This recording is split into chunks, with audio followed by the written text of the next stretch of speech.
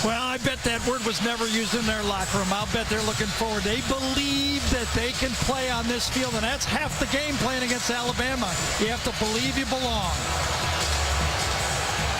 Christian Jones back to return the kickoff. He leads the country 32.7 yards, including this one in the season opener, 94 yards against Virginia Tech. LSU won the toss, deferred the option to the second half, and James Hairston, he's kicked off 65 times this year. 40 of them have been touchbacks.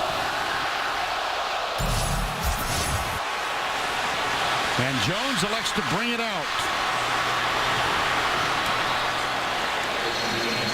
He is across the 21. There's a flag down. Corey Thompson, number 12, made the tackle.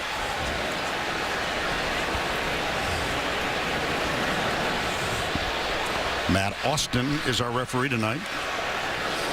They'll start at the 10-yard line if it's against Alabama.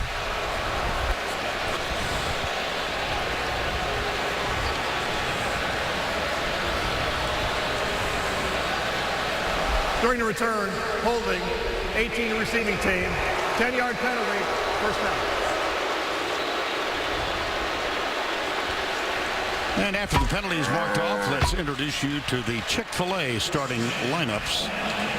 And here is A.J. McCarron. What's interesting is these games are not played in a vacuum. Remember last year, LSU started the game with 19 plays to 3 versus Alabama. A.J. McCarron started out 1 for 5. Will Nick try to get him loosened up early in this football game? And look at raindrops beginning to be scattered throughout the stadium. Here's the handoff to T.J. Yeldon. What a nifty move when he got into the secondary. 13-yard gain. Well, there's 2 ways you can loosen up your quarterback. One is by throwing, but the other is having a great running game in front of you. And it was Yeldon who, a year ago in Baton Rouge, caught that touchdown pass from Yeldon for the winning score in a 21-17 victory. First down 10. They'll give it to Yeldon again. He darts up the middle. And let's check the Crimson Tide offense. The Quanjo brothers at left tackle, left guard. Ryan Kelly back in the starting spot at center. Down at the bottom, Kevin Norwood having a splendid senior season. He has become in many ways the go-to guy for A.J. McCarron. Second down and 2. Different look for LSU. Alabama putting their tight end wide early in this game to signify formations. Remember, LSU has struggled with mistakes in the secondary. That was Brian Vogler. Here's a little crossing pass underneath, and it's the aforementioned Kevin Norwood, number 83, one of the heroes in last year's victory. Defensively now, Jamarie Rasco, Johnson, and Ferguson, the interior linemen. Quan Alexander has assumed the starting spot at strong side linebacker. He's actually from Oxford, Alabama. Had 14 tackles in the most recent LSU victory. 14. Now on first down 10, McCarron out of the spread. Sends Yeldon in motion.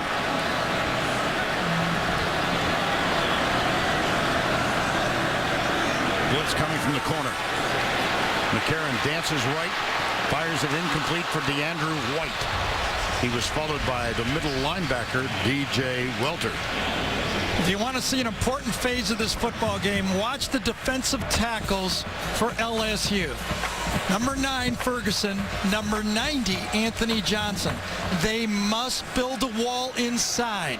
This is a team this year that has not produced a lot of tackles for losses, but if they can control the 3 inside blockers for Alabama just a bit, that'll be huge for this LSU defense. Christian Jones and Amari Cooper top of the screen.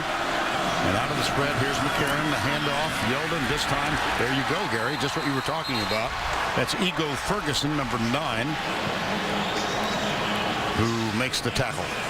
Anthony Johnson also there.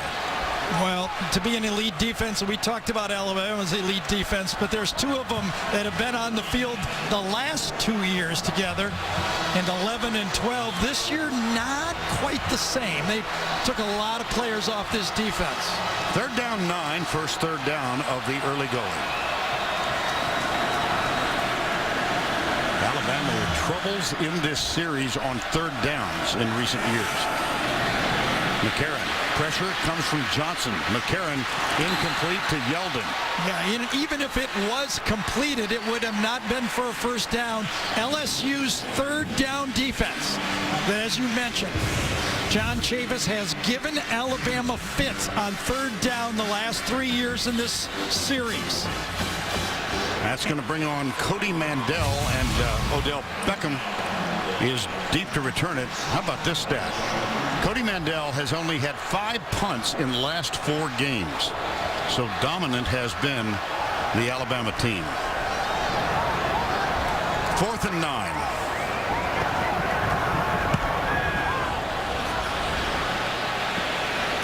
Beckham on one hop. 20. 30 and out of bounds. Yeah, we're going to get a flag on this one, too. You know, I really love when the punt returner does that, Vernon. You know, he can make 10 yards on a bouncing punt. It saves 20 yards sometimes. That ball can roll a long way. Beckham, very aggressive, makes a play, and then a mistake by, could have been LSU. Don't know for sure yet, but if it is, it'll almost be mirror image of what happened to Alabama when they got the ball. Looks like it might have During been the return, James Wright. Holding, receiving team, 10-yard penalty from the spot of the foul, first down. Well, Matt Austin did not identify him, but I think you're right. It was number 82, James Wright. Yep. Zach Mettenberger is going to be on the field. He had that same look that he had before the Georgia game. And he loves these big football games. He's waited his whole life to play these SEC big football games. Well, Mettenberger, the game Gary referenced, that was a return to his hometown in Athens back in September. A thrilling ball game, though LSU lost to Georgia 44-41. Connor Neighbors opens at fullback, number 43, and Jeremy Hill is the tailback in this old-fashioned I. Hill follows Neighbors, and a nice gain on first down. Offensively now for LSU. Lyle Collins, though hampered slightly by an injury, will start. Alexander Collins, we thought might have to sit out this one, so good for him that he's there. See the rest of the offensive line. J.C. Copeland is back at fullback, but he did not start. It's Neighbors who gets the start. Copeland suffered a concussion 2 weeks ago and missed the last 2 games. We were told he was ready, but Neighbors is out there, and this is Landry. Oh, kinds of times, sidearm. Jeremy Hill. C.J. Mosley, who leads Alabama in tackles with 59, made that one. One of the things that all of the LSU players have commented on is how disciplined this Alabama defense is. And Zach said, I must drop it off and not force that ball downfield unless I just have to. That was a good drop off on second down. They get 3rd and short as a result. Copeland now on the field on 3rd and 1. He's number 44. Toss. They cut inside. Lyle Collins out there, and that should be enough to move the chain.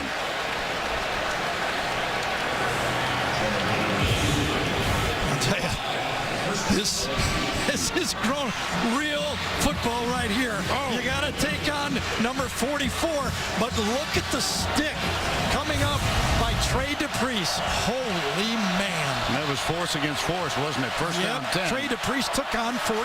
Yes. Here's Hill. No block on the edge, and the tackle is made by Landon Collins.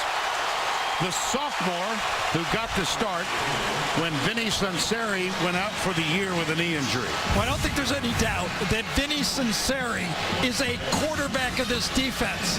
And when Sunseri went down, they replaced him with a more athletic guy and a bigger hitter. Now, will the communication work and the coverages work? That remains to be seen. But this is a guy that can come out and take on the running game. Now they've also got Clinton Dix back for the second week after a 2-game suspension. Play action, Mettenberger lets it go deep left side, man open. That's Jarvis Landry. And he beat Dion Blue. These are two wonderfully gifted receivers for LSU. Well, what a great job by Zach Mettenberger reading this defense.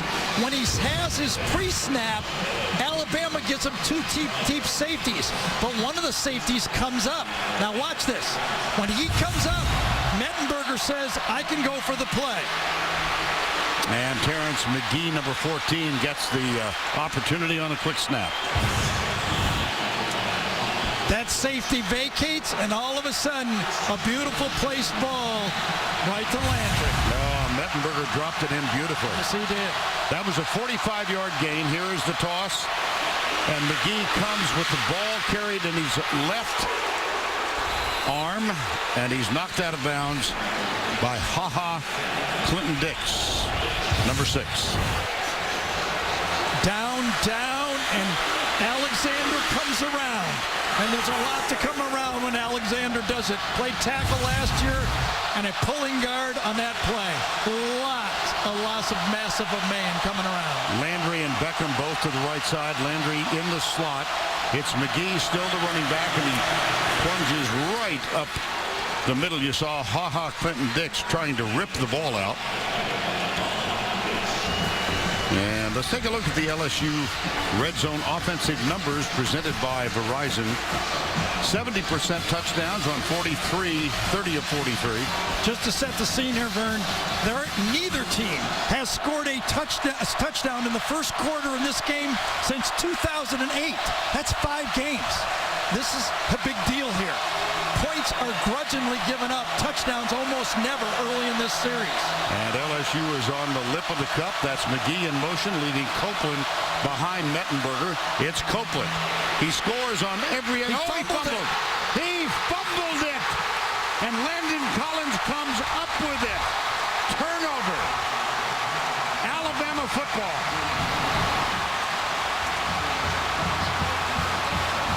Looks like Tanae Patrick, number 11. Number 11, and he swatted for the ball. He tried to make the play, and he did make the play. Let's find him. I think he's right here. Yep. Comes off the edge, takes on the block, and then he makes the play. What a play.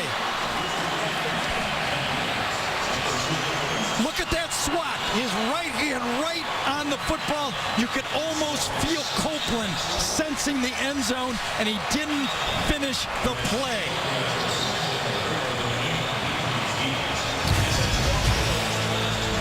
First turnover of the ball game. Alabama over differential. Saw the huge margin last year. That's the 8th fumble lost by LSU. And Alabama takes over after the turnover at their own 10-yard line. And still no touchdowns for 5 games. How about that goal line stand by Alabama? Twin tight ends for the Crimson Tide. It'll be Yeldon. Little shifty change of balance in the backfield. And he gets 5 yards on first down. Ego Ferguson, number 9, and Trent Dominguez make the tackle.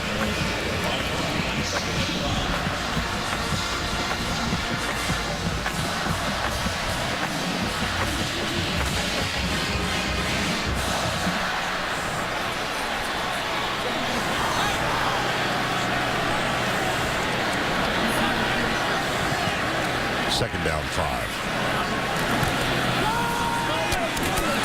Jones, nice defensive job. That's Tre'Davious White, number 16. And one of those young football players, just a freshman, that makes the play on this one to the outside and forces Alabama into another 3rd down situation. Part of the football game that LSU has dominated despite losing these football games. 0 for 1 tonight. They were 25% was Alabama in the last 3 games going against this LSU defense. Yeldon breaks and comes wide to the left. There's a bunch of receivers at the top of the screen. See what LSU has in mind defensively. They bring 5. And that one's caught, but short of the first down. It's going to be very close.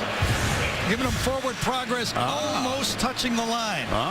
Thought he got a friendly spot on that one, to tell you the truth. That's a bad spot.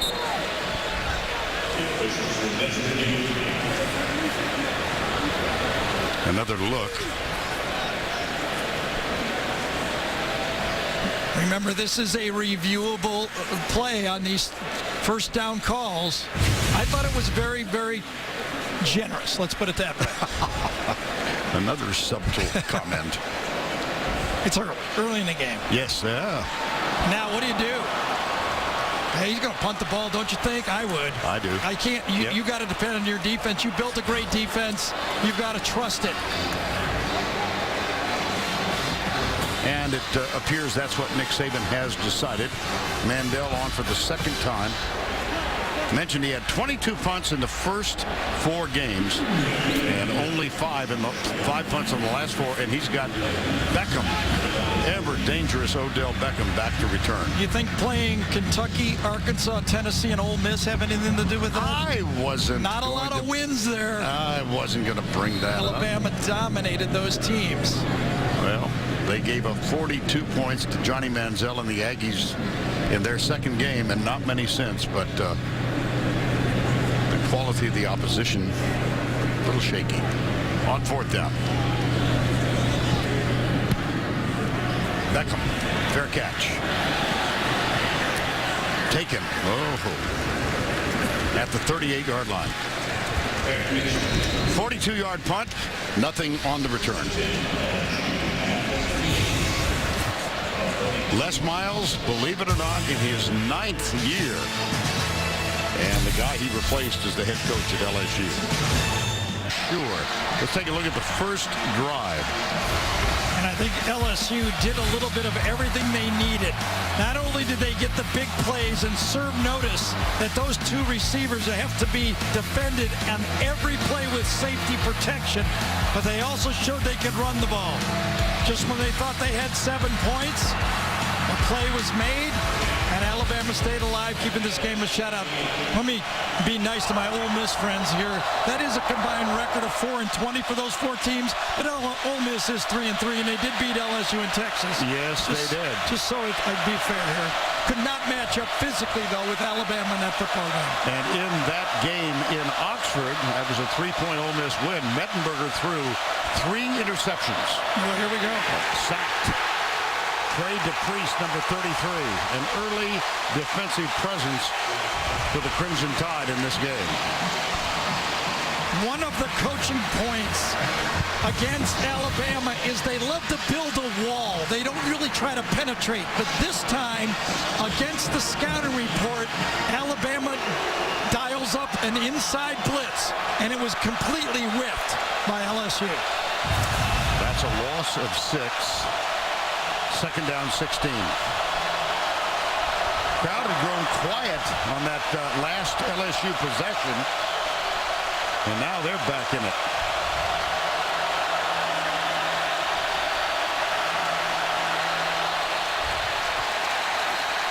Delay a game. And there are 4 clocks. Prior to the snap, delay of game, number 8 of the offense. 5-yard penalty. 4 seconds. When I went down on the field, there are 4 play clocks that the quarterback can check. 2 at almost eye level in the corners and 2 up on the scoreboard that are very easy to see. So there's 2 low, and then if you raise your eyes a little bit more, there's 2 more on the facade. Right up there, very easy to see from the field. Landry and Beckham wide to the left. Cadron Boone. Oh, no. Oh, no. Another one. Mettenberger was going to change the play, and Porter snapped it.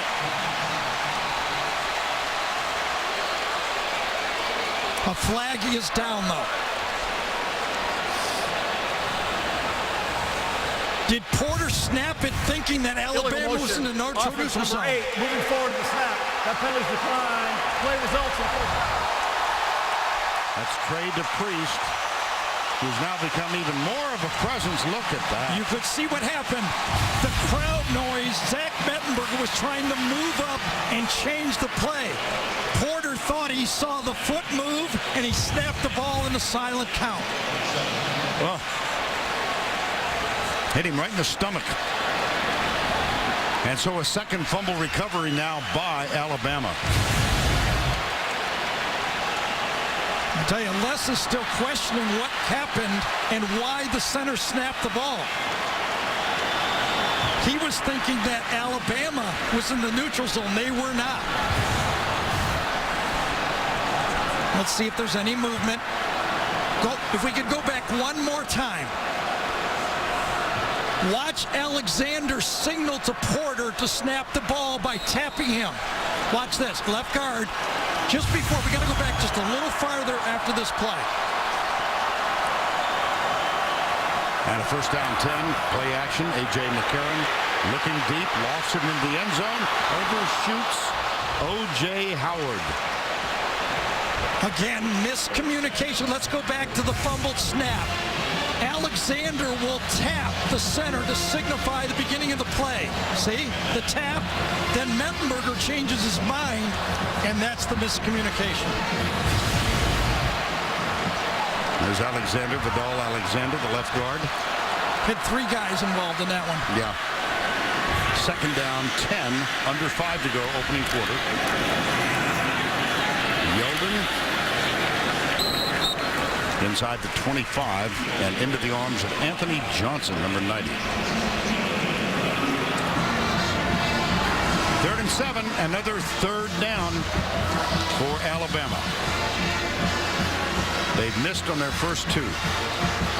And as you pointed out, this has been a problem for them against LSU. Well, one of the reasons last year's game, LSU ran 85 plays. Still lost the football game, but the reason was Alabama couldn't convert on third down. 4 wides on 3rd and 7. Blitz again. McCarron, right side. Christian Jones is open. That was miscommunication. A.J. threw that to the near pylon for the end zone. The receiver and A.J. were not on the same page. Wide open down here. This is where A.J. threw it. The receiver was running a deeper ball. He knows he has him. He lets it go. He's got Christian. And I wonder if Christian Jones broke off his route because he was so open on the play and didn't finish his design route. Here's Cade Foster, who is 8 of 9 for the year. This is measured at 41 yards. His only miss was from 46.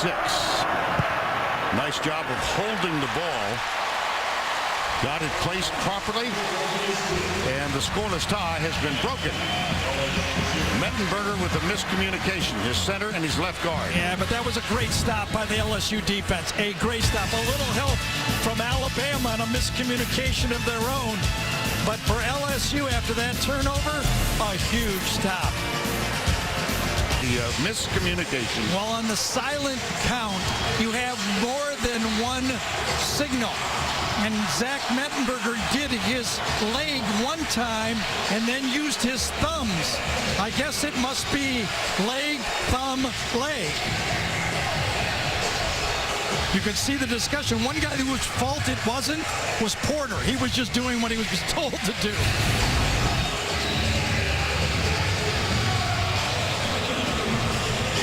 So after the fumble on the botched snap, Cade Foster kicks one over from 41 yards out. He is going to, that's Cade Foster will kick off.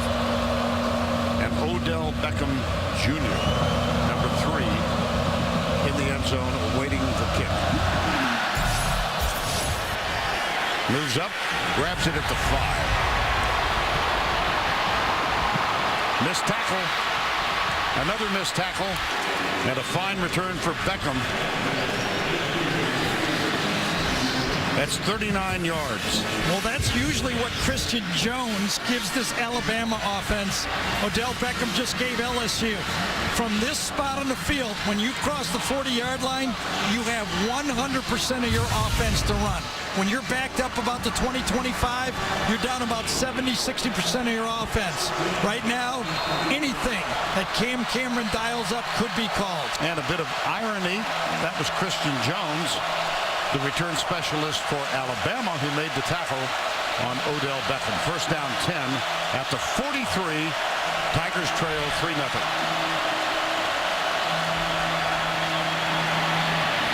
Jeremy Hill. He's tackled, and that gives us time to go back to the studio for a Ford update. Here's Adam.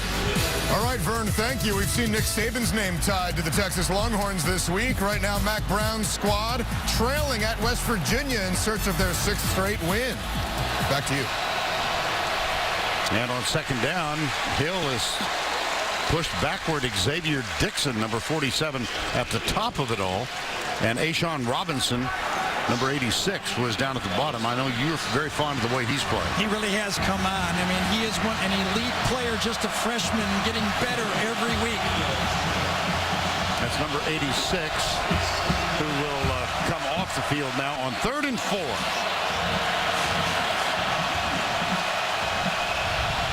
Three wides. Alabama with 3 down. Adrian Hubbard, number 42, looks over at the sidelines. Play action. Got him. Beckham.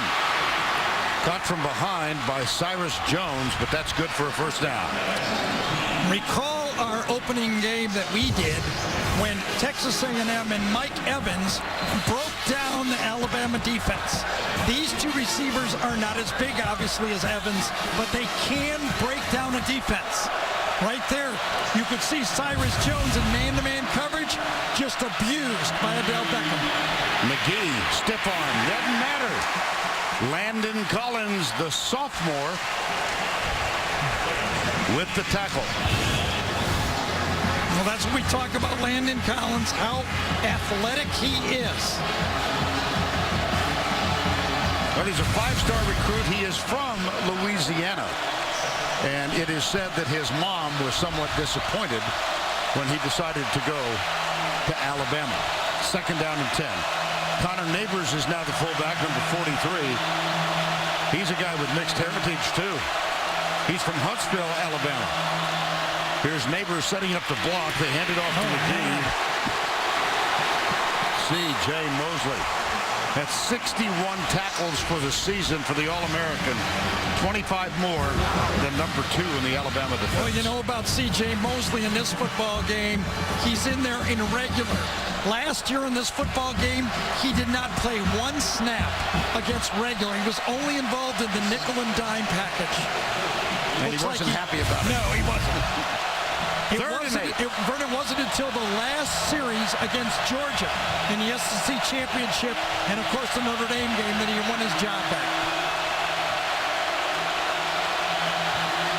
Alabama showing blitz.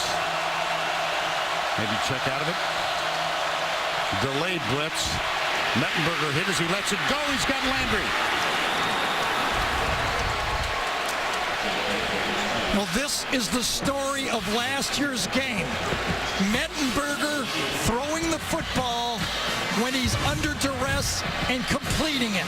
Watch him step in and throw this ball when he's got Pagan right in his chest. 8 on 8. Mettenberger limping as he comes up to the line. He did complete the pass to Landry. 26 seconds to go, opening quarter. And the second trip inside the red zone for the Tigers. They fumbled at the 2 on Copeland's carry earlier. This is Jeremy Hill trying to turn the corner. He does. Look at that collision. Dion Blue, number 13, at the 3-yard line. Jeremy Hill was very disappointed with his style of running against LSU. Against Alabama last year. He said, I was too much finesse. I bounced out too many plays. I am going to run physical tonight, and he has been. That'll wind up play in the first quarter. And they have got a long walk, both teams do, to the opposite end of the stadium. Mettenberger limping on the hit from Pagan. That's the end of the first quarter, 3-0 for the moment. We'll return to Tuscaloosa after this message at Bryant-Denny Stadium, Tuscaloosa, Alabama. We begin the second. Vern Lundquist, Gary Danielson. I don't think either of us surprised that LSU is playing well. No, when you bring a quarterback of the ability of Zach Mettenberger into the game and these two great wide receivers, it's going to challenge anybody. When you look at Beckham and you look at Landry, I mean, they get open in the NFL. Right. This is a challenge for anybody to stop these guys. Mettenberger started 4 for 4. He's playing at the high level needed to beat a great defense. He's got to keep it up, but I think LSU loves the way this game has started. That's the man who hit Mettenberger a few moments ago. Here's the quick count. Up the middle, it's Hill, touchdown, Tigers.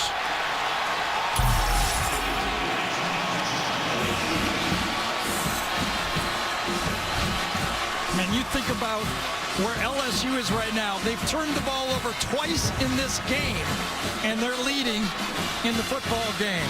Power inside, following the fullback, puts it right into the end zone. That is the only way you can beat Alabama. You must be able to match up physically. The Alabama coaches said they out-physical this last year, and they're doing it again to start this football game. That is only the third touchdown scored against the Alabama defense since the A&M game. Number 3. It is the first touchdown given up by Alabama's defense in the second quarter all season.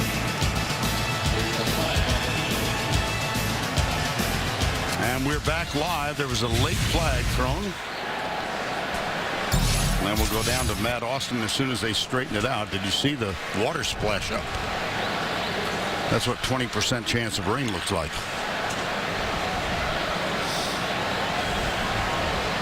Looks like it's going to be declined. At least the two teams think so. Offside, defense number 5. Penalty's declined. Kick is good. All righty. Timeout. I think Alabama lined up in the neutrals. I would say, Gary, that he's living a nice life, don't you think? I don't think that was understated in that 2007 game. That was the one Les had to have. Yeah. And Jeremy Hill just scored the touchdown. And in the process, his 25th career rushing touchdown. Look who he passed. Billy Cannon, one of the iconic figures in all of LSU football. And you can't believe how big and massive Hill is until you're on the field and standing next to him. 234 pounds, I was told. And he's girly big. That type of the running back for Georgia. I mean, that type of size. You are spelling G-U-R-L-E-Y. G-U-R. Gershel. Yeah, there you are. James Hairston will kick off. Again, he's an excellent kickoff man. And this one will be returned. DeAndrew White, number 2. Tackled nicely at the 22-yard line. It's an all-new night of comedy on CBS, beginning with How I Met Your Mother and Two Broke Girls, followed by a new Mike and Molly, and then Mom. It all starts Monday at 8, 7.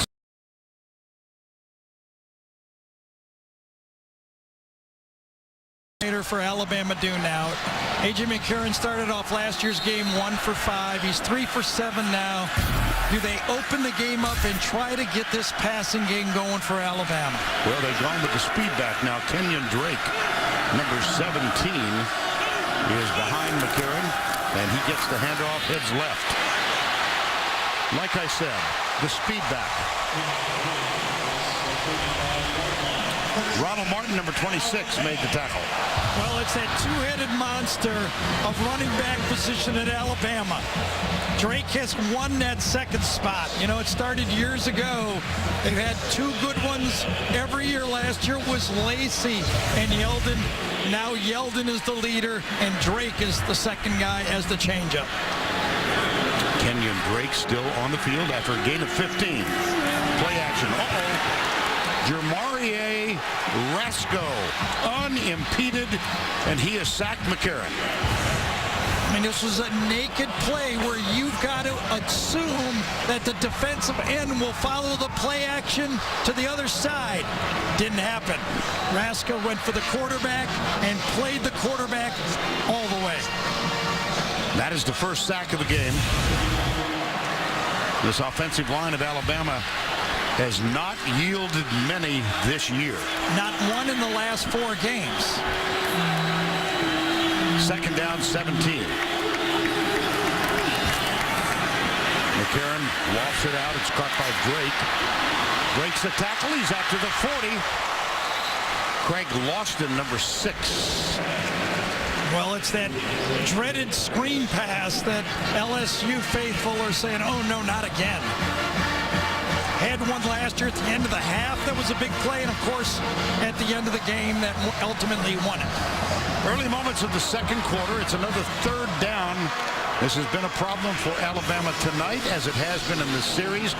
Vern Lundquist, Gary Danielson, Tracy Wolfson at a 7-3 LSU lead, despite having lost 2 fumbles this evening. Now McCarron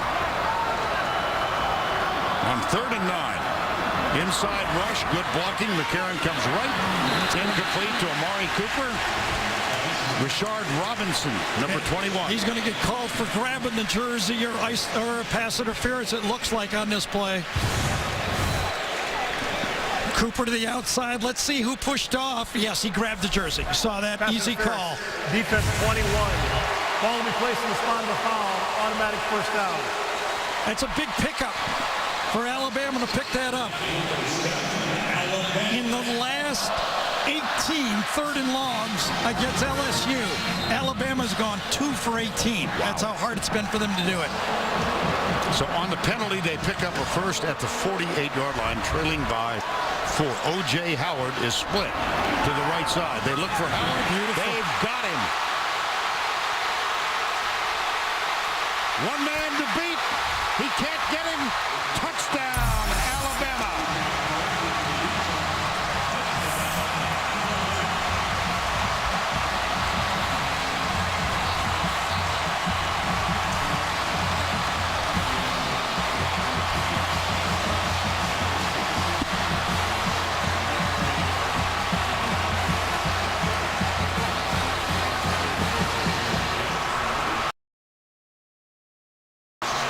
That's his longest catch of his freshman year. And if we watch that guy run, remember, he's a tight end. Foster out of McCarron's hold for the extra point. There is a flag down. O.J. Howard, that's his 11th catch of the season and his 4th touchdown. We asked Doug Nussmeier yesterday about O.J. Howard. Might he break out? 71 to the kicking team. 5-yard penalty. We'll have a try. I said he looks like a thoroughbred in practice. When will he break out? He said, you never know. That's the most Doug has ever told us, too, right? That is the truth. He's under the silent count of Nick Saban. Doug Nussmeier out of Idaho collegiately, and he replaced Jim McElwain as he is under the dome of safety. You bet. Boy, he really is. Don't blame him. He's starting at left tackle, Doug. You'll have to check with Coach on that. Jalen Mills was matched up. Jalen Mills has played. He's a corner. Watch this matchup. Watch how easy it was. And then when he gets it, look at that man run. A freshman tight end takes it to the house. And another look at this wonderfully conceived and executed 52-yard touchdown play. Helped along by a penalty on Rashard Robinson. Grabbed the jersey of Amari Cooper. That was on a 3rd and long. It was. And remember, that was after a big sack, and then the second down screen pass, and this one was beautifully thrown, and then one of those 5-star athletes, and Nick Saban and Alabama recruits took it to the house. Remember, both teams have those type of athletes. this game in 2011, that famous game in the rematch, already from that game, 31 players have been drafted in the NFL, and there's going to be another 10 from that game. They're going to come out this year that probably will be drafted. Well, that was that year's game of the century, a 9-6 overtime win for LSU. Those of us who were here and saw that live that night thought it was a heck of a contest. Some critics around the country thought it was dull. Well, this one looks like a lot more fun right now. Yeah, it does. You're right. Beckham takes it 7 yards deep. See more of today's game with the All-22 camera angle exclusively on CBSSports.com. Watch all the action live now at CBSSports.com/SEC. Appears there is a flag on that kickoff.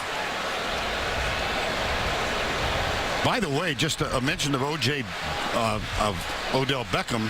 Among his accomplishments this year, he returned a missed field goal, 109 yards. Now, in college football, they don't measure beyond the end zone, so it went into the books as 100 yards. Following the play, we have offsetting unsportsmanlike conduct penalty fouls on both teams. Number 25, Alabama. Number 52, LSU. Those fouls offset. First down. Dylan Lee and Kendall Beckwith, Alabama and LSU, respectively. By the way, remember those two names, two rising stars that will play in the future matchups of this game. Ball at the 25. Mettenberger and the LSU offense. Take a look, Gary, at the very bottom of the screen. Did not see it, but I'm told right on the bottom of the screen, right down in this area, I would assume. Well, that's about as low as you can get. Yep. First down 10. Jarvis Landry in motion. Blitz coming. Play action. Mettenberger. That's Jeremy Hill. Wow. Trey DePriest catching up from behind. Let's give some credit now to the offensive coordinator for LSU, Cam Cameron. He's gotten a lot of ink this year, and Trey DePriest got a little too eager to stop the quarterback, and Cam Cameron dialed another wonderful play. Cam's in the middle. Way down at the end is Coached John against, Chavis. Yep. excuse me, Vern, coached against Nick when he was at Michigan, and Nick was at Michigan State. And a teammate of Les Miles. Jeremy Hill, number 33. C.J. Mosley with yet another tackle. 10-7, 11:50 to go, first half. Interesting story, talking to Cam on the field before the game, and I said, have you ever been here before? And he said, yes. And I go, when did you ever coach here? He said, I was recruited by Bear Bryant. I was in here on the sideline. Jeff Rutledge was the quarterback, and I stood just like those guys right there. Nice. C.J. Mosley, All-American a year ago with a chance to repeat. Oh, he just shot the gap. Remember, this guy wasn't even in this package a year ago. An All-American football player shoots the gap, and that's a defense I don't think LSU has seen much of. Usually Alabama plays lanes, two gap up front, and let their linebackers run sideline to sideline. They've been attacking so far. One by DePriest, one by Mosley. LSU has converted all three of its third downs thus far. 3rd and 8 at the 50. All out blitz. Mettenberger somehow gets rid of it. One hops it to Travis Dixon, number 41. It was Denzel Duvall who made first contact defensively. 4th down. One of the things that Alabama did a year ago that I think they learned a lesson from is they were disguising their blitz too much. This year they're lining them up closer. I thought they came from too far away and allowed Mettenberger to make plays before they could get there. I think they moved up closer. I mean, when Vern calls up the blitz, I mean, no offense. But when you can What are you saying? That's not a very well decided. I understand. Oh,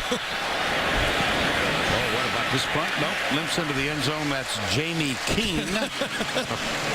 I'll admit to being a target. I've been waiting 7 years. You know, now we're good enough friends. We can do. Winston, the Aflac trivia question for tonight would be, which Alabama quarterback had the highest finish ever in the Heisman voting? That's the Aflac trivia question. And here is A.J. McCarron, 33-2 as a starting quarterback for the Crimson Tide. 5 of 9 with a touchdown in the early going. Kenyon Drake is the running back now.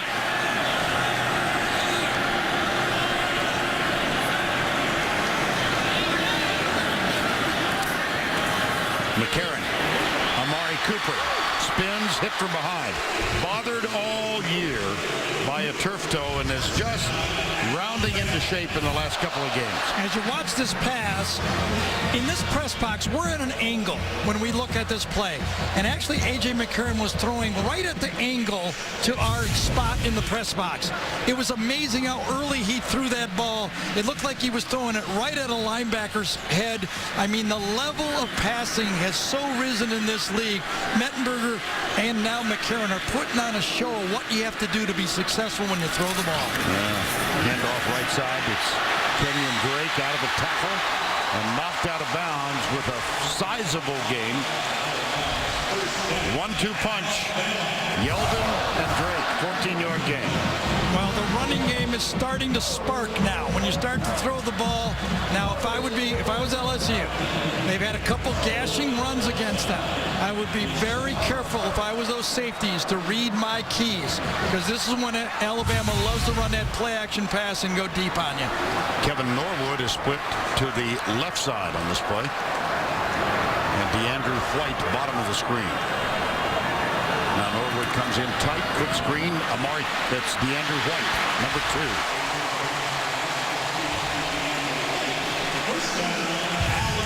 This is a project of just reading the space that the defender gives the receiver. This was actually an option play. It could have been a run play, but A.J. sees the cushion to the outside and just throws it to the outside.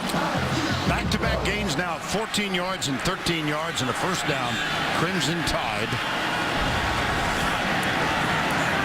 A.J. McCarron has hit 4 in a row. That's O.J. Howard. Comes in on blocking assignment this time. And Drake struggles. DJ Welter, middle linebacker number 31, makes the stop. Nick Saban, by the way, told us yesterday he did watch Oregon-Stanford. He did. Said he watched he took a kind of a postman's holiday, busman's holiday, and said, I actually watched football all weekend. Usually I don't do that. He watched a little Michigan State, Michigan in his bye week, and then he watched the Oregon game Thursday night. Yeah, he said his wife Terry, he got home after doing his radio show. She said, I want to watch the game. 2nd and 9. Underneath, Amari Cooper splits the two. Nope, goes left, but he's inside the 20. Stop is made by Corey Thompson, number 12. Well, they're coming alive offensively now. One of the things that stuck out in last year's game was how injured Alabama was at the wide receiver position last year against LSU. Cooper went out of the game. They did not have a full slate of receivers in that football game. Ended up getting by in the skin of their teeth. Kenny Bell has come on the field now, and a late add, Jamarie Rasco, hurries on for LSU. First down and 10, left side, Kenyon Drake shakes that first tackle and gets out of bounds. 7:45. Cyrus Kwanjo did a great job at left tackle right here. Watch him just take his man and give an opportunity for the running back to get outside. Completely blocked Hunter, number 94, Danielle Hunter, and allowed Drake to bounce outside and use those quick feet. John Javis last year said, I love Yeldon. I think he could be a star. They had Eddie Lacy. This year, they got Yeldon. He talked about Kenyon Drake, right? Yes, that's right. And the red zone numbers for A.J. McCarron, 6 touchdowns, 0 interceptions. He'll feed Kenyon Drake again, and this time not anything going. Daniil Hunter, number 94, makes the stop. It was second and short on the play, and they might have lost a half yard. I think they did. Yeah, now this, I mean, if last time LSU went all out with almost a goal line defense look, they were playing man-to-man on the outside. If they could force a field goal here, I think that would be a big win for this LSU defense. Justin Fowler, the huge fullback, has come in. Kenyon Drake remains the running back. 3rd and 1. Drake got it. 1st and goal. Look at Quanjo and Daniil Hunter. But there's a minor fracas. Just pounding inside. Cyrus Quanjo, Ari Quanjo, number 77. Vern already mentioned Kelly, number 70. We met with Anthony Steen. He was the other guy nobody talked about a year ago. Yeah. Now he's the leader. That's Steen, number 61. At right guard, Austin Shepard, number 79. Selling out inside, one-on-one coverage to the outside. Fowler, the fullback. Yeldon is now on the field on 1st and goal. He comes to the right side and doesn't get much at all as DJ Welter, the middle linebacker, number 31, makes first contact. John Chavis has been in this league a long time. He knows 2nd and goal from the 8 or 9 yard line is a passing down. Let's see what he dials up here. Chavis, the defensive coordinator at LSU, was for years the defensive coordinator. There's Chief at his alma mater, Tennessee. A good man. 10th play of the drive. Again, the tight end causes some problems being wide for LSU. It's something Alabama does not show a lot. Blitz coming. McCarron deep in the end zone. Got it. Touchdown, Kevin Norwood.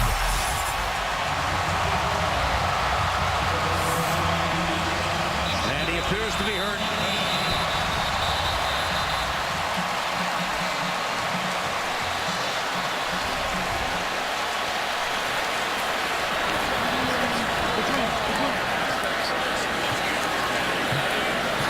Kevin Norwood, the go-to guy for much of this year for A.J. McCarron.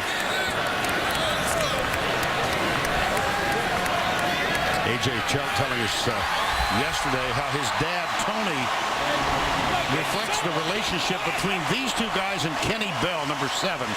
He wears a T-shirt, and on the back it says, Pops to 10, 83, and 7. There's Norwood.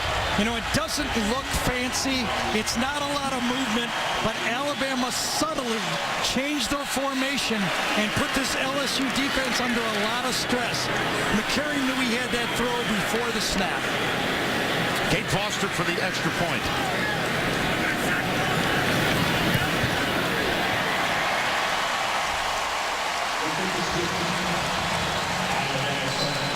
Kenny Norwood is going to pick on Jalen Mills again. He's the far inside receiver.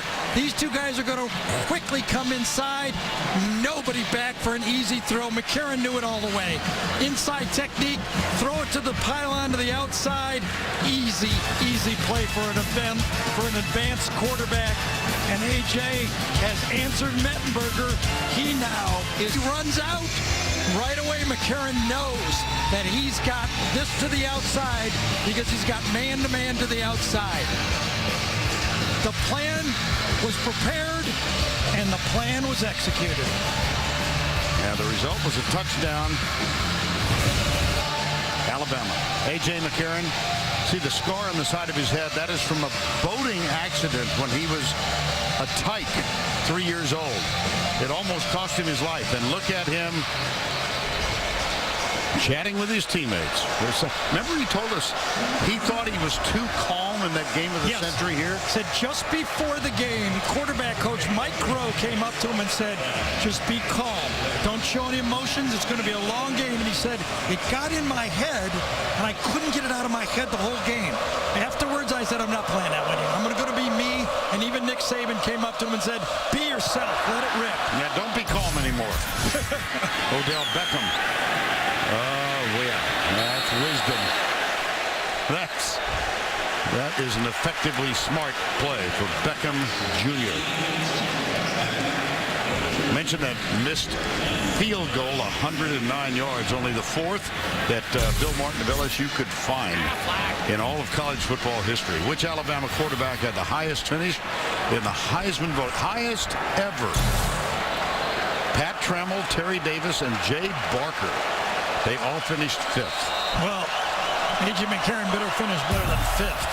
No kidding. Yes. Namath? Stabler? Those must have been some years. First down and 10. Terrence McGee is the running back. They've used only 2 tonight. Play action, Mettenberger.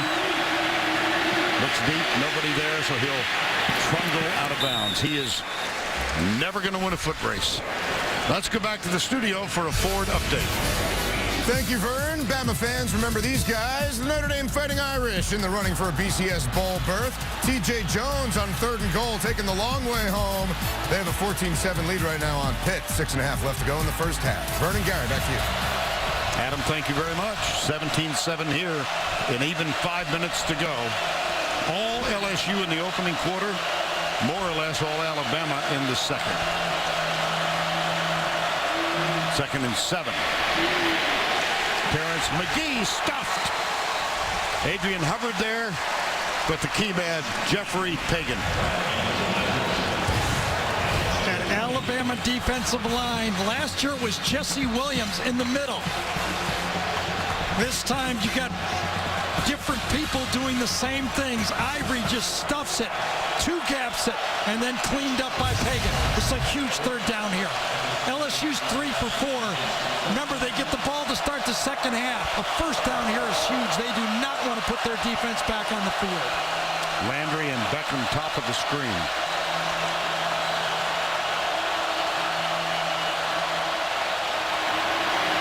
Mettenberger deep left side. Caught. Cadron Boone, number 86. A big first down, as Gary said. Ha-ha. Clinton Dix made the tackle. Well, it's the second time, arguably, LSU has gone after Alabama's best one-on-one cover guy, Deion Blue. And what a great adjustment Boone did on that pass. Cadron Boone, only 6 catches before that one this year, 2 for touchdowns. Alfred Blue is in, number 4. Look at that ball. Look at that football. It's an NFL arm. Those are NFL receivers. When they give Zach Mettenberger an opportunity to step into the throws, that's about a 40-yard throw across the field, and Beckham just abuses that defender. And it was Deion Blue again. But, you know, Beckham, he can get open in the NFL. Yeah. I mean, that is a very high-level pass route right there. 7 of 8 from Mettenberger. Here's Landry in motion. Play action. Mettenberger, defender slips. He goes deep. Almost picked off. Mosley with the try for the interception. Yeah, this one on first down should have gone right out of bounds. Alabama defended the play. They tried to slip the back in the flat. Just get rid of it. This was almost a disaster. He had Robinson, 86, in his face. And actually, if Robinson hadn't made the ball die out, it would have been intercepted. And LSU already with 2 lost fumbles in the game. Alfred Blue is still the running back. Connor Neighbors is the fullback to the right side. Play action again. And it's caught by Blue. He's hauled down by C.J. Mosley. What a football player this man is, C.J. Mosley. Extremely intelligent, a great leader, schools everyone all over the field, does his keys, and does it every play. He had the back, he took the back, he ran down the back. And another key 3rd down. It's 3rd down and 6. 2:31 to go. Landry and Boone now top of the screen. Will Alabama come with pressure on this or only bring 4? That's Hill out of the backfield. They stunt defensively. They bring 5. Mettenberger hit. Finds Jarvis Landry, who hurdles and is knocked down. A first and goal, LSU. This is an odd look from Alabama. The man went in motion. Nobody followed him. They still blitzed, and nobody covers the inside receiver. Had to be a mental mistake. Nick told us yesterday that he could not believe, as Mettenberger again throws under pressure, that in the game last year we must have made 100 mental mistakes. I think that was one right there. And the 14-yard gain gives LSU a first and goal with Connor Neighbors and Jeremy Hill in the backfield. That's Neighbors leading the way. Play action. Mettenberger tumble in the end zone, and no flag, no call. I think their feet got tangled up. Beckham wants the call, but the call was that the players got tangled up. No harm, no foul. Matched up against Blue again. Yeah, his feet just slipped out from under him on that play. Second and goal.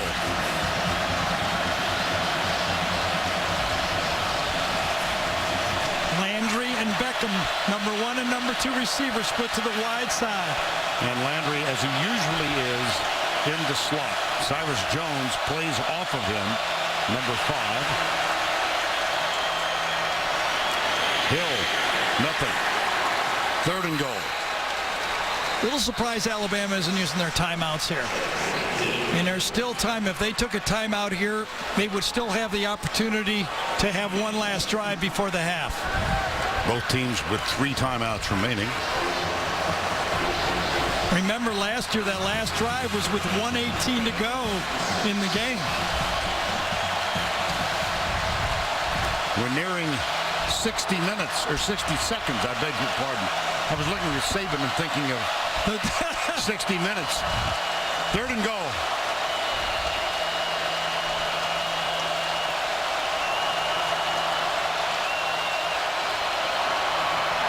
Mettenberger lobs it. Caught. Touchdown, Traven Durrell.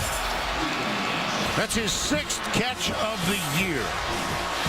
It's one of those bunch routes that the NFL coaches bring with them, and Cameron brought with them, and it confused the Alabama combo defense that time. 3 players crisscrossing all at the intersection. One of them goes to the middle. Of course, LSU knows who's going there, but Alabama doesn't. A perfect touch pass. What a drive and answer for LSU. Durrell, a redshirt freshman, his first touchdown catch of the year. And here is Colby Delahousie. Seth Fruget is the holder. And Reed Ferguson the snapper. Extra point up and good. Look what's happening over here for Alabama. There's only 2 ways to do it. It's either 2 receivers or 3 receivers. Here's 4 defenders on 3 bunched receivers. I believe it's this man comes inside and takes it to the touchdown play. Let's see how they crisscross and see if Alabama gets lost. Yeah, stutter and go. Matches up inside on Collins. Perfect read, perfect matchup, and look at that touch pass. Well, that made the Mad Hatter happy. James Hairston will kick off. Christian Jones and DeAndrew White are the deep men.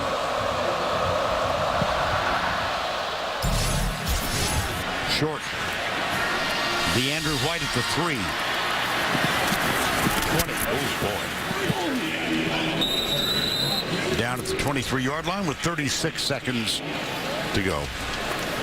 At 36 seconds, but remember, had Nick Saban used one of his 3 timeouts, there could be at least 30 more seconds. It would be 1:06 left in this half. It's a lot different when running a 2-minute drill or a 1-minute drill, however you want to put it, at your own 25-yard line with a minute rather than 36 seconds. Well, your point well taken, Gare, that last year in Baton Rouge, they took over the winning drive with, what, 1:28 to go, I think? Yeah, remember, Alabama loves to use the screen pass in this situation. Let's see if LSU remembers. Yeldon is the running back.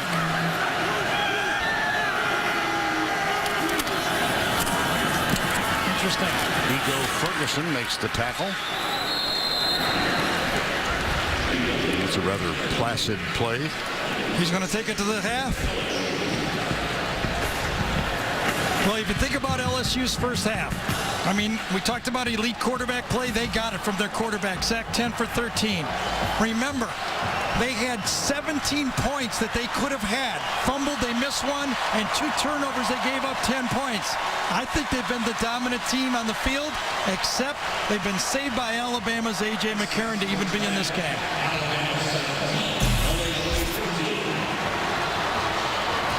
17-14 Alabama as we get set to go to halftime. Very impressive LSU performance. And again, we made this point when we came on the air tonight. LSU has won 5 out of the last 6 here. Yeah, and remember that LSU gets the football to start the second half. Down to Tracy with Les Miles. Well, thanks a lot, guys. Coach, what can you say about how your team was able to overcome those 2 costly fumbles early to put up a score like this going into half? Well, we're confident that we can move the football. We have to stop them. We can get some tackles there, give them some long plays that they really didn't. We think we can defend. So, but if we don't turn the ball over, it's a different score. How about the importance of that final drive there to even give your defense some rest going into half? Well, it's tremendous. I mean, obviously that a 7-pointer in the back end, takes the momentum into the locker room with us, and then we have the first possession. So. Thanks a lot. See ya. You get the idea that no one is going to crack that security detail? Yeah, he's well protected. Except Tracy Wolfson. That's the end of the half, 17-14. Let's go to Adam Zucker in our New York studio.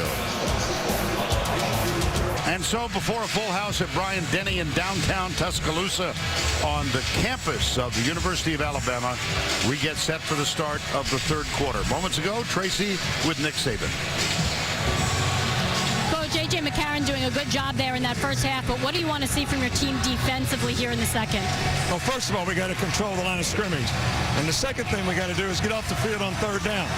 We've had plenty of third down situations, but I think we've only stopped them once or twice. So we got to do a much better job on third down. So, and if we don't do that, we're going to have a hard time getting off the field. Thanks a lot. Appreciate it. Kern? All right, Tracy, thank you. And as you remember, I hope, LSU won the toss, deferred the option until the second half, and so trailing by 3, they will get the football. That means Odell Beckham Jr. is deep in the end zone. Dangerous kick returner.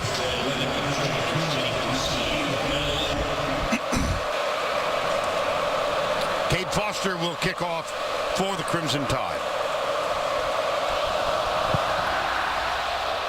Third quarter underway. Beckham moves up, grabs it at the 2. Heads left. He's got some room if he can get by to the outside. Not quite, but he is out near the 25. Well, Gary, we build this at the outset as kind of a battle of 2 of the really good quarterbacks in this league. And it's turned out that way. If it wasn't for A.J. McCarron, Alabama would be in deep trouble in this football game. I'll help Nick out. It was 6 for 7 for LSU on third down. Alabama was 1 for 4. But in the second half, John Chavis has had Alabama's number in the last 3 matchups. 3 games in the second half plus overtime. Alabama on third down, 2 for 17 in the second half. It's got to be better than that for them to win this football game. That will get your eye. First down and 10. Ball marked at the 26-yard line. Here's Mettenberger handing off. No play action. Goes deep left side. It's almost picked up. Oh, my goodness. And on the rebound, it's caught by Dylan Gordon. That's his 4th catch of the year. Should have been intercepted. Ends up being a completion. First play of the half.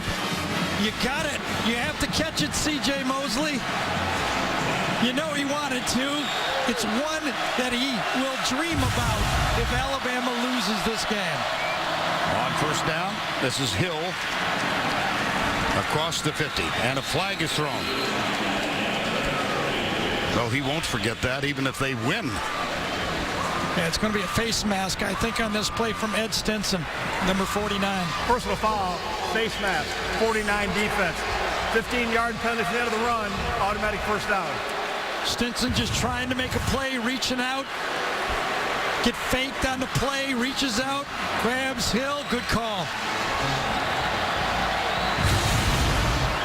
How different a play can be, huh? Yes. In the first half, it was Copeland fumbling a 7-point swing on one play. C.J. Mosley with a pickoff right there could have changed the second half flow of the game. Neighbors, the fullback, leads the way left side. That's Terrence McGee. And let's go back and revisit those first half mistakes. Well, in reality, these 3 mistakes by LSU was a turn of 17 points. 7 they didn't get on the first drive, 3 they give up there, and then on third down, that penalty allowed Alabama to score a touchdown a play later. Second down, 8. McGee is the running back. He runs into Brandon Ivory and Ed Stinson, who collaborate for the stop. Let's take a look, Gary, at the first half trends. Well, we talked about A.J.'s start, and I said that his play after that kept Alabama in this game. His throwing was brilliant, but the guy he's playing against is having another one of those nights. He had it against Georgia. He had it last year against Alabama, and then you see the turnovers and the 31 points. We don't got a 9-6 game going here. No. We got an NFL-style third down football game. Let's see what happens. 3rd and 7 here. Gary reminded you at the half, LSU 6 of 7 on third downs. The delayed blitz is coming. Mettenberger reads it. Landry stopped short. I think it was Jarek Williams that time. It was. Number 20. Well, Alabama has to know that on third down, LSU looks for Jarvis Landry. Bad snap on the play. Mettenberger makes a good catch, but that time, good pursuit by Jarek Williams to stay in this play. And the field goal unit is on. That is Kobe Delahousie, who's only missed 1 this year. That was from 31 yards out against Furman. This is 41. Delahousie is 9 of 10 for the year, and this for the tie.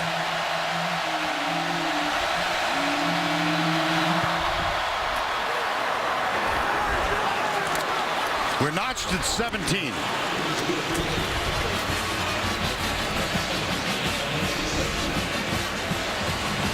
(17-17), 12:01 to go, third quarter. Oh, what might have been. C.J. Mosley misses. Dylan Gordon's got it. This is a game of some degree of physical. Christian Jones is deep. Hairston will kick off. DeAndre White is also back for the Crimson Tide.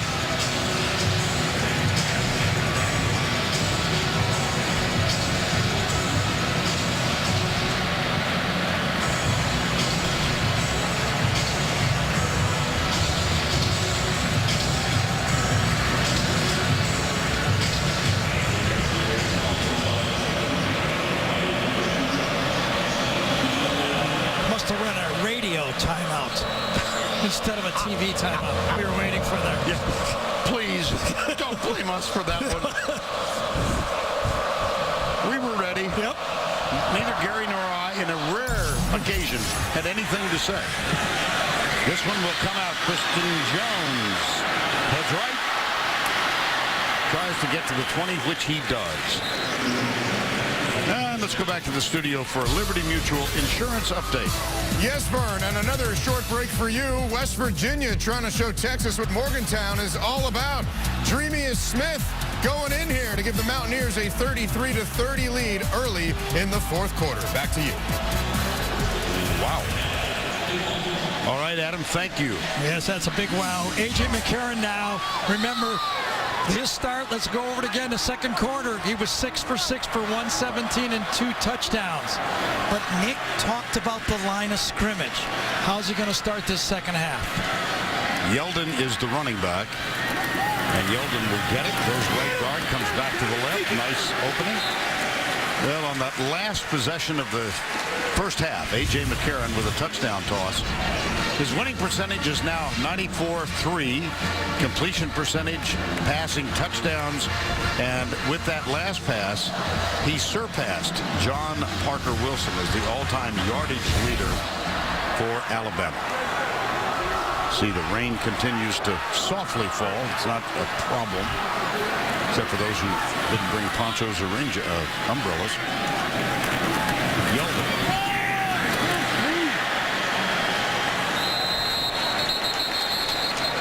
Well, let's see if he got it. Well, you can see the emphasis at halftime.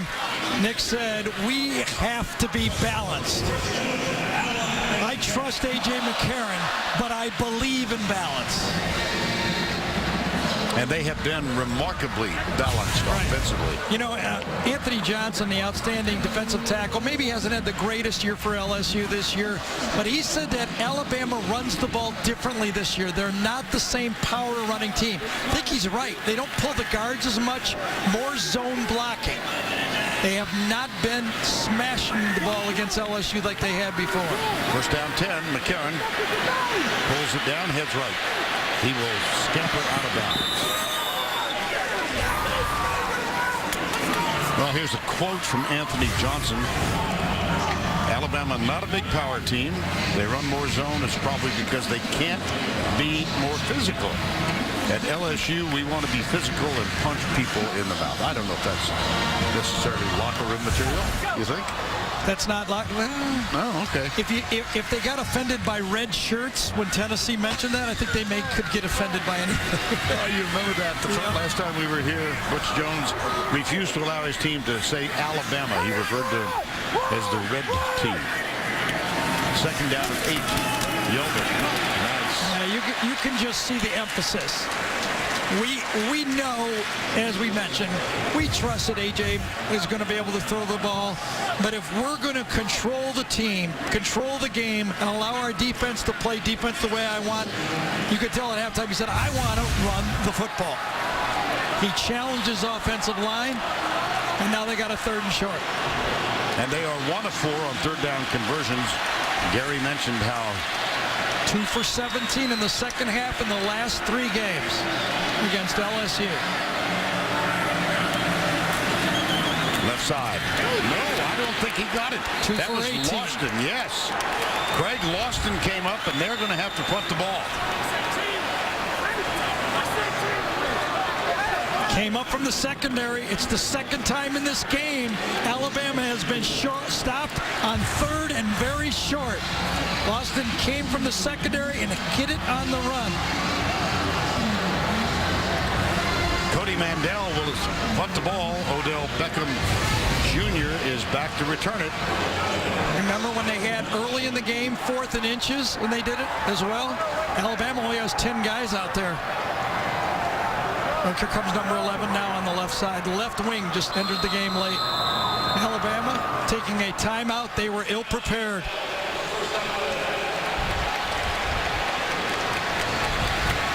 So time taken by Alabama. Watch the play by Craig Lawston as he tackles T.J. Now, okay? Oops, LSU only had 10. They bring out their 11th guy. If they're going to go with 10, we go with 10. They go with 11, we come with 11. It's the football equivalent of the 2-3 zone. I'm surprised still that Alabama just didn't accept the 5-yard penalty. I wonder if they were thinking of faking it and did not want to give up the 5 yards. Fake. They do fake it. They've got it. First down after the 47-yard line. Jarek Williams, number 20.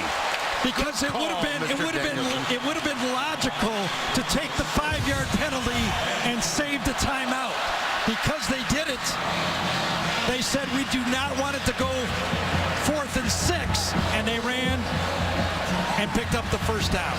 That was a direct snap to C.J. Mosley. He hands it off to Jarek Williams. There's logic in this game sometimes. They just don't always follow what I'm thinking. That's the problem. They're logic majors instead of calculus majors. Yeldon. And for more on that last play, let's go down to Tracy. Well, guys, I was on the sideline watching the offense the whole entire time, and I don't think they had any idea that there was going to be a fake. McCarron was just talking to his offensive line. He was sitting down. He was looking down. And then all of a sudden, he heard the crowd roar. He looked up and realized he's got to get back on the field. Great. Well, McCarron smiling in the mist. 2nd and 6. Yeldon, little stutter step behind the line. It'll be nothing again. And another big 3rd down. Yes. Ego Ferguson, number 9, made the stop. Daniil Hunter was also there, number 94.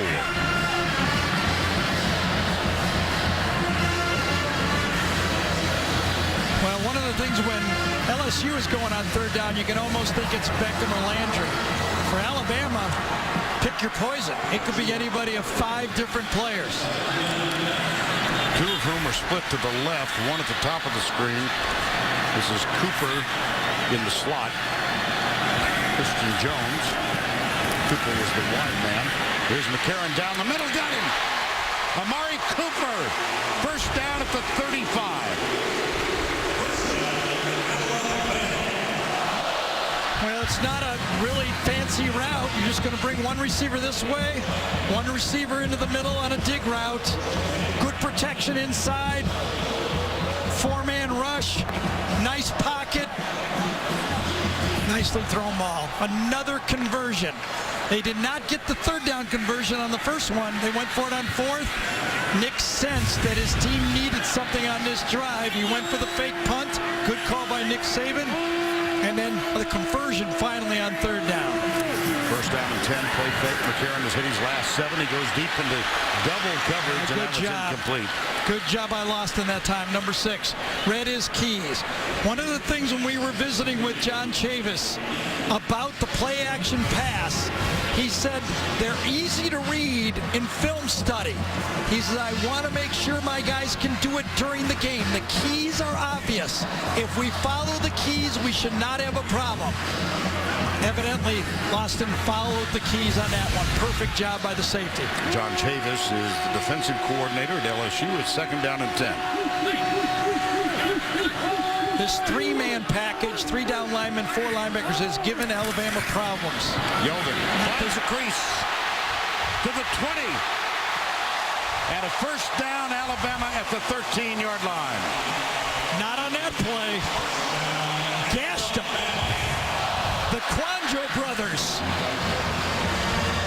77 and 71. He just gashed right between them and took it almost to the house here. Good tackler. This thing could have gone almost all the way. I think it was Jalen Mills was maybe the last guy that could have saved the touchdown on the play. Now Kenyon Drake spells Yeldon on a first down and 10. See the similarity in number of plays and yards gained. Here's Drake to the 5-yard line.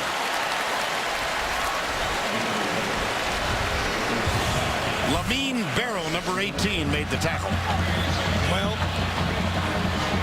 as we talked about already, John Chavis talked about Drake. He is quick. I mean, he's not 170 pounds either. He's a good size, maybe 185, 190 pounds. He's not as big as the big running backs Alabama's features, but you can see how quick he is.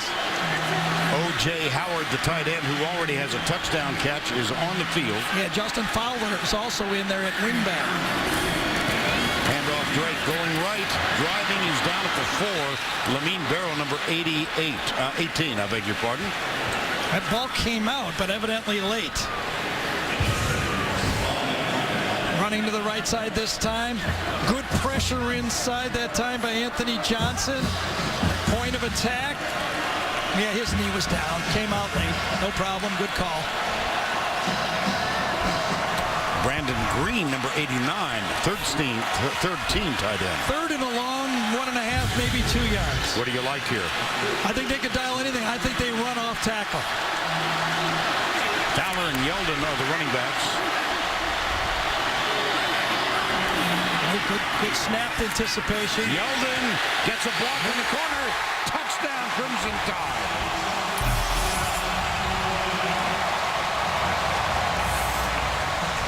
What a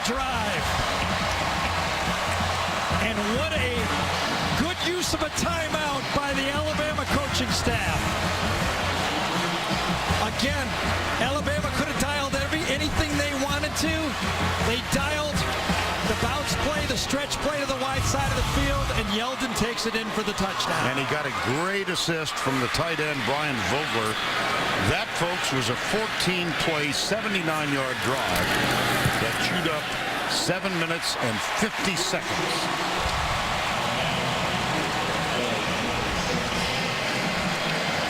As Vern told you, Brian Vogler and O.J. Howard, nice job over here. No, I think it's Brandon Green, number 89. Vogler and Green, watch them two-time to the outside, a hook block, and then a release block on the arc. Beautiful job to get to the next level. You're not going to tackle that guy by diving on the ground. Too big, too strong. Alabama imposed their will and stuck it in the end zone with tough running. Team play drive. Let's take you back to a year ago and some of the Les Miles decisions in that game. Well, he had three key decisions. A fake field goal on 4th and 12 that obviously did not work. And at the end of the half, attempted a 54-yard field goal with about 1:18 to go that led to a touchdown by A.J. McCarron late. And then after a score, tried an onside kick. That's where Yeldon fumbled at the end of that drive. He was being very aggressive, though, last year. He kept his team in it and almost won that football game. Can't fault him. It just didn't work. Rain's getting a little heavier here in Tuscaloosa. And the kickoff forthcoming. It'll be Cade Foster and Odell Beckham Jr. back to returning.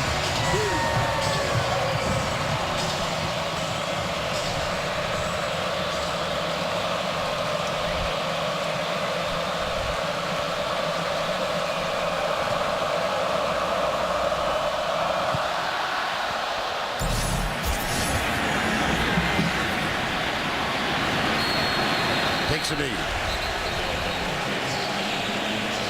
Well, we've talked a little bit about the All-American linebacker, C.J. Mosley. He's having a good night with one exception. Yeah, he had one dropped interception, but he hasn't dropped many tackles, that's for sure. Reads his keys, hits it on the blitz, and remember, even when he's in coverage, he ran down the crossing route and made his play.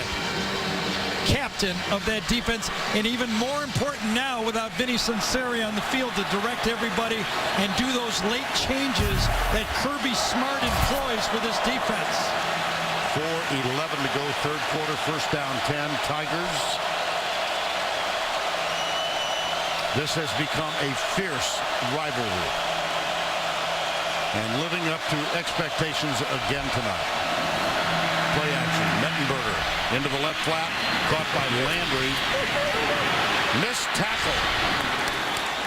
That's Denzel Duvall, and Landry picks up 3 more. I don't mean anything against, take anything away from any of the coordinators that Les has had in the past. I mean, they've won national championship, all right? But the way this game plan is put together now really stresses you. Tailbacks out in the flat, wide receivers out in the flat, tight ends down the middle, post routes, comebacks. They attack the whole field against you. Well, it's Cam Cameron who's in his first year as the offensive coordinator. First and 10. Left side. Jeremy Hill out to the 40-yard line.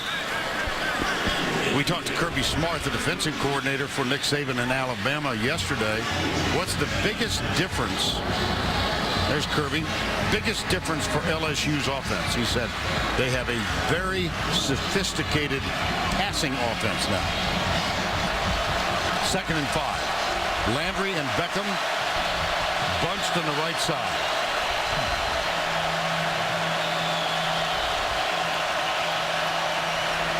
Hill, Adrian Hubbard, got him, slowed him up, and then Ashawn Robinson was there, along with Trey DePriest. You know, Vern, I don't want to say this offense is a lot better, but Les has a son that's a quarterback, Manny, plays for University High School. He likes the offense so much, he put LSU back on his list of teams he might go to now. That's how much he thinks this offense has improved. He had him scratched out before. 3rd and 6. Noise level increases. Helped along by signals from the Alabama defense. Play action. Mettenberger. And that's Odell Beckham Jr. We saw it with A.J. McCarron. We saw it with Johnny Manziel. We saw it with Aaron Murray. We're seeing it with Zach Mettenberger. The willingness to throw the ball to guys when they're partially covered. You just throw them open. That's the term they use. Just throw the ball, depend on your receivers to get it. There's no hesitation from the quarterback. Very tough to defend. 1st and 10. Play action again. Mettenberger drills it to McGee. How about the time it took for that to develop? And Dion Blue makes the tackle. Good coverage that time. No pass rush, basically. Mettenberger surveyed the deep throw. Remember, first down throw. Be conservative. Be willing to drop it off. And he did it exactly as he was coached. 2nd down 8. Kenny Hilliard makes his first appearance. And he's tackled right near the line of scrimmage. Again, that technique of attempting to rip the ball out. Brandon Ivory with the tackle. Alabama utilizing that linebacker blitz. It's a run blitz on running downs. Taking an extra gap. Forcing the bounce outside that time. Wonderful job of defense that time by Alabama. Taking all the lanes.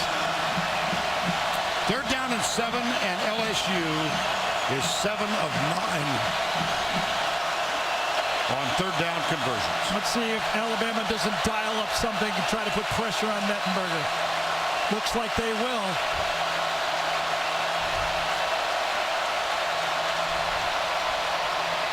Mettenberger dropped again. Dion Blue. That is the 2nd dropped interception tonight for Alabama. Well, they overloaded the blitz from the left side, but it was picked up wonderfully by LSU. Plenty of time. Again, Zach anticipated his receiver getting open. He did not, and he's very fortunate he doesn't have another interception in this football game. 2 drops. I got to talk to Zach on how he does that. They always caught mine.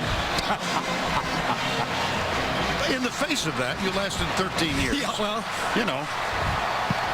No bad career. It's a bad one. And it takes a backward hop. Jamie Keene, the putter. Flag down on the play, though.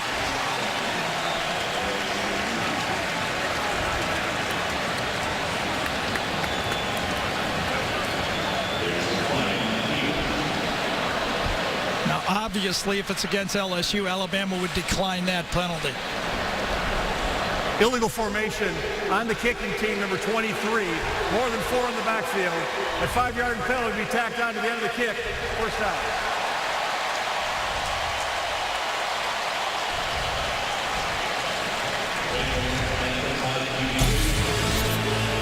In the rain in Tuscaloosa.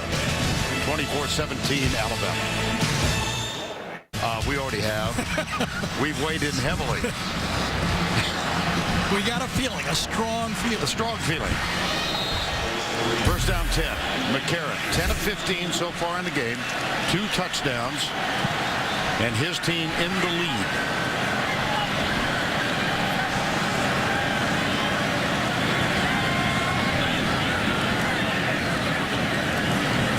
Here's McCarron.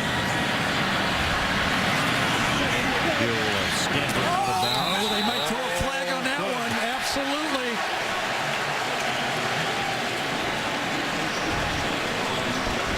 That's Taj Jones, who's missed most of the last 6 games with a hamstring. Silly. Well, he actually was trying to pull off, but he waited too long. 58 defense. Late hit out of bounds. 15-yard penalty. Automatic first down. You have to control your body. Even if you're trying not to do it, it's still a penalty. You could see A.J., he gave himself up. The defender is responsible for his body on the hit. So that is the 5th LSU penalty. Worth another look. Doesn't really matter if you tried to pull off. You slid into him, you tripped him, they're going to call it every time. Well, we have reached the end of 3. That's the end of the third quarter. The score 24-17 Crimson Tide. We'll return to Tuscaloosa right after this word from your local station. Lead. Both teams with 14 in the second and a 7-3 Alabama edge in the third. And we begin the fourth with A.J. McCarron out of the spread.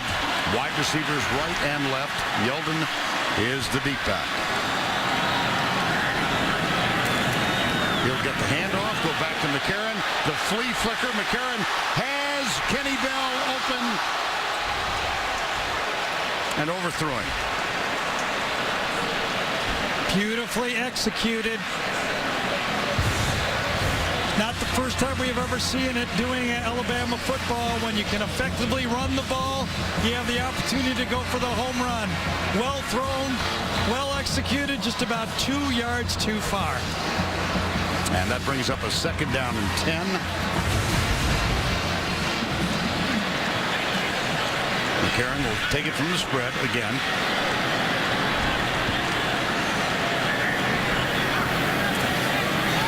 Comes to the right side. He's got it. That's Kevin Norwood, his go-to guy this season. Gary, this is no shock. We go to the fourth quarter, and it's up for grabs again. And in this series, know those of you who watch it closely know all the big defensive plays that have been made in this series to really alter the outcome. But, you know, everybody says Nick holds everything close to the vest. He told Tracy what was going to happen. We're going to run the ball in the second half. Remember, the last 5 teams that have won this game, the last 5 games, the team that ran for the most yards have won the game. And here is another one of those challenges. Third down and 1. It's Yeldon. Squirts through the left side. I don't know. That's very close. Greg lost it. Yeah, I think he got it. I really do.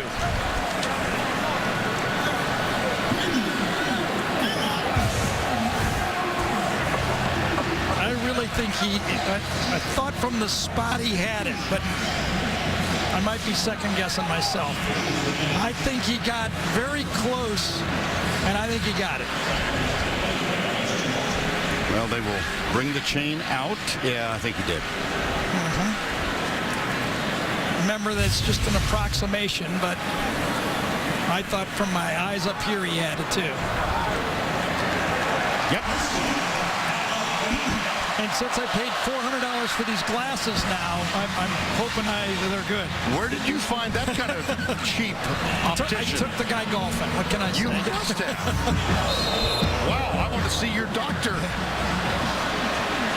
And my new ones don't work. Well, first down. Something better work for LSU real quick. I mean, they've been able to hold in these fourth quarters, but right now they're off balance with the run and pass game for Alabama. Yeldon up the middle. Well, as we entered this week, last Sunday night, the BCS standings were released. Alabama on top, followed by Florida State and Oregon, then Ohio State.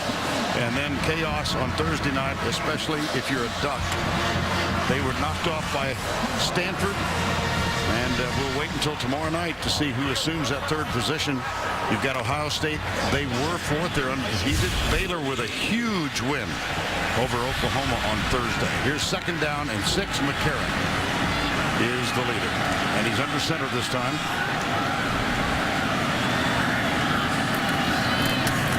Yeldon. Oh, baby. Pound it, pound it, pound it. Well, that wasn't soft, was it? It might not be the same style that Alabama had used the last couple of years, but this time inside Kelly. Great job by Ryan Kelly. He helped on the tackle and then fit with the linebacker. What a job by center Ryan Kelly on that play. First down 10 at the 27-yard line, 24-17. McCarron looking left, nobody open, settles for the short receiver. That's Yeldon inside the 15. A.J. McCarron has been called a game manager, and I don't think he should take it all that personal as an insult. That's what a game manager quarterback If it's not there, drop it off to your athletes and get a first down the easy way. Well, he had gaudy statistics a year ago when he threw for 30 and was intercepted only twice. This year, a little more modest numbers, but he's got 2 touchdown throws tonight, and he has not been intercepted. Handoff, right side, Yeldon. 10, out of bounds at the 5. What a cut by Yeldon. TJ Yeldon just makes this play. Watch the cut. I believe it's this guy right here. Watch the cut. Outside, jumps inside. My goodness, what a play. Corey Thompson had no chance. That's as good as you can do it. An on-block defender in the hole, and he makes a miss. He wouldn't even been able to grab his flag if it was flag football. Yeldon has gone over 100 yards now, 19 for 104. He had only 29 at the half. 2nd and 1. Fowler, the lead blocker. Play action. Fowler, It's going to come back. Illegal formation by Alabama. Too many men in the backfield. This one's coming back. DeAndre White was not lined up on the line of scrimmage. You could see it the whole way.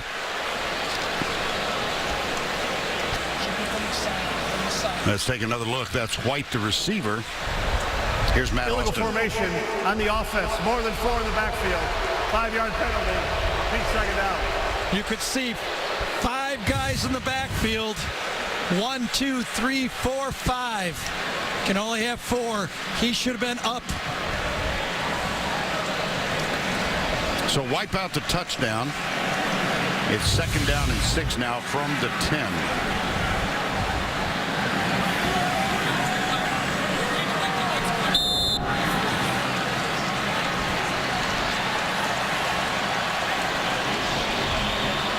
O.J. Howard, tight end, wide to the left, top of the screen. They give it off to Yeldon up the middle, bangs his way to the goal line, not inside. 1st and goal, though. That was a first down. Look at that line. This time Anthony Steen stiffs the guy right in front of him with a great block, stands him up beautifully.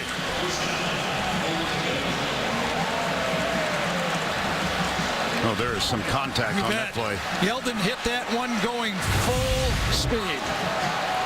1st and goal, Alabama, under 11 remaining. And a big mistake was just covered up by that great run. They're going to check and see if it was a touchdown. They're going to go to the replay booth. The ruling of the runner short of the goal line is under further review.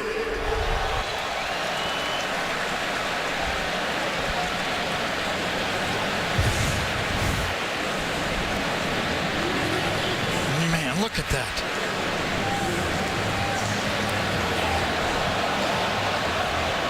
Thought his left elbow came down before it got across the line. It does appear that way. Yep. John Bible is our replay official here tonight. So it's in his hands right now. Yeah, it's going to be short. It's going to be right. I think they got it exactly right on the field. I bet they don't move it an inch.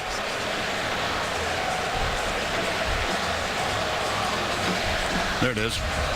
Pretty clear cut.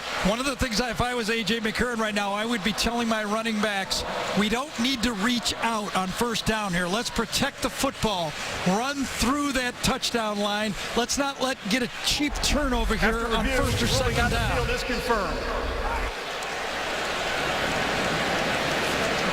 We don't need to reach it out and let them swat it away for a turnover.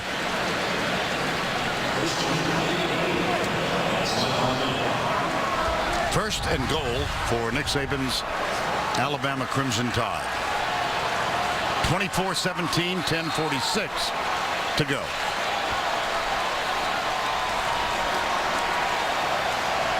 This is the 10th play of the drive. Yeldon. Touchdown, Alabama.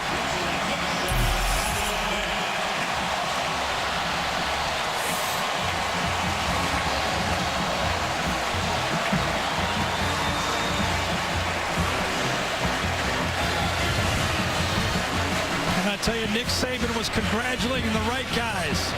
He challenged his offensive line. They have come through. And since he went for that fake punt at 17-17, 14 straight points.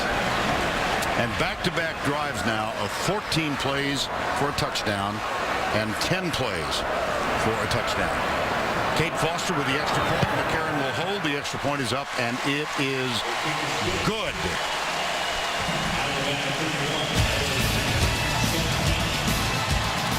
How about the Yeldon run? He's had quite a night, including this touchdown from a yard out, and the Crimson Tide up by 2 TDs. It was never terribly heavy.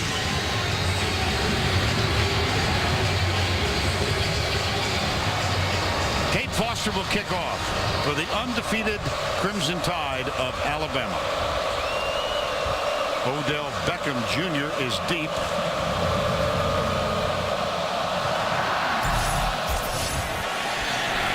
And he will bring this one out. Led by McGee. Beckham. Nice move. Nicer move. Even better move. Beckham gets a great block. A little hop and skip, and he's out of bounds with a brilliant kickoff return. My goodness.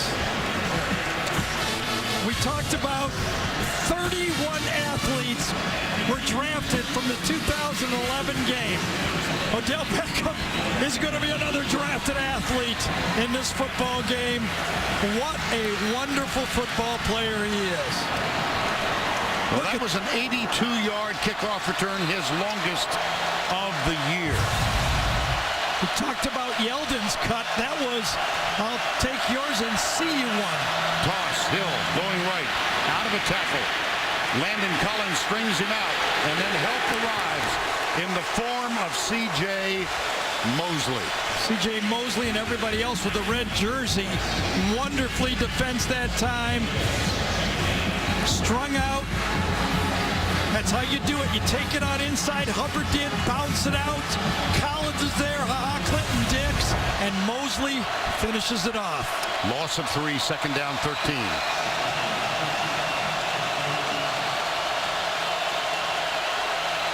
Did I say the rain had stopped?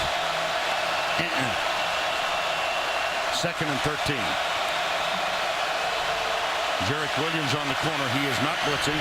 Mettenberger goes deep to side, tipped and incomplete. Landon Collins, who returned one 89 yards against Tennessee 2 weeks ago. It'll be third and 13. Through to the outside, but he had Travis Dixon wide open. Alabama busted up the middle, and not sure why Zach didn't see it. That would have been a pass you would have read inside out. Third down and 13. Look, Vernon looked like he made up his mind. Remember, he had 3 interceptions throwing the ball to Beckham against Ole Miss. I think he made up his mind on that play.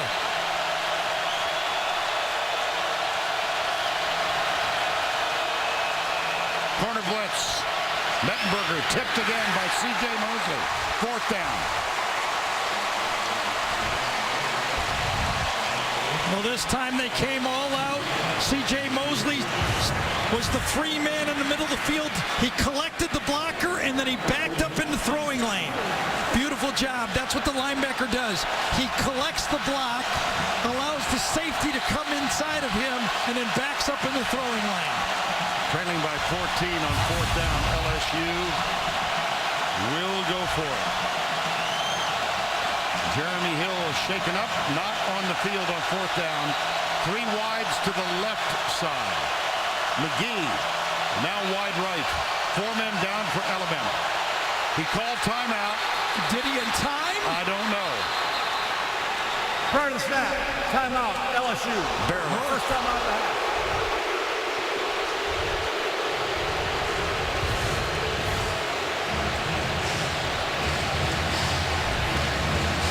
Well, we saw one miscue earlier with Porter and Mettenberger. This one, the timeout called in time. And by Chick-fil-A. And let's revisit the requested timeout by Zach Mettenberger a moment ago. Watch the call. It comes right at the end. Matt Austin is going to put his whistle in his mouth when Zach turns around at the last second. There's the call. He didn't signal timeout, but he whistled a timeout. So it's 4th and 13.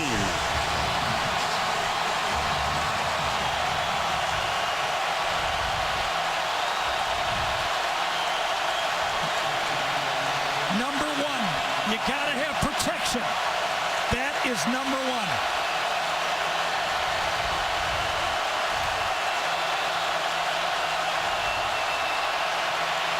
Oh, Pagan was coming hard. Mettenberger toward the end zone. Incomplete. No flags. Ball will go over on downs. It was intended for Jarvis Landry. Nobody open. There is no one open on this play. I think this is Landry in the slot right here, if I'm correct.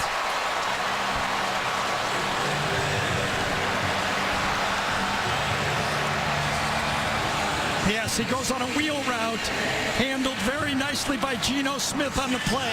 Forced him wide, and it was not interference.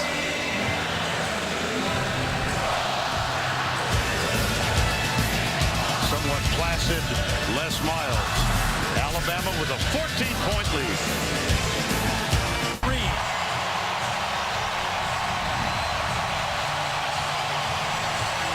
Well, we'll take a look at that after this first down play. 31-17, 9-10. Would not have been an easy play, Reed, but I think knowing Alabama, he should have assumed it was 3-on-2 and he had the inside of the field open. Kenny Bell sets up in tight to the right side. Here's the handoff to Yeldon.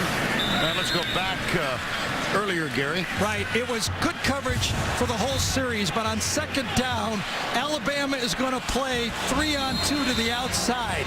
That means inside, Travis Dixon had a linebacker 1-on-1. That's where the ball should have gone. Watch how open he would have been.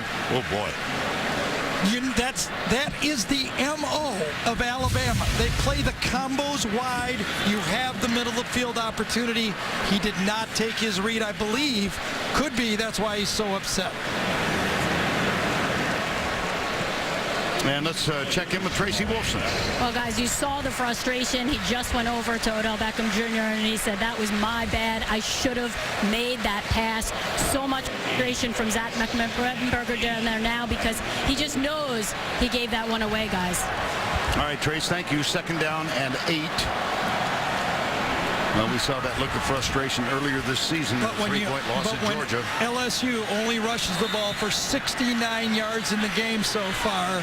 It's got to be all the quarterback. It's hard when it's just the quarterback. Second down, 8. McCarron chased. Lets it go. Caught. Oh, that's going to be a late hit. Absolutely. Got to be. There it comes. Frustration. Yes. Frustration there. That could almost border targeting. That could almost border targeting. Player is defenseless. Yep, that could be an ejection from the game. Let's see if they call targeting here. And I would be for it, to tell you the truth. Yes, indeed. Certainly helmet to helmet. Loston on Norwood. No need to make this play. Yep. That's totally what they're trying to get out of this football game. I can argue with a lot of them, but not that one.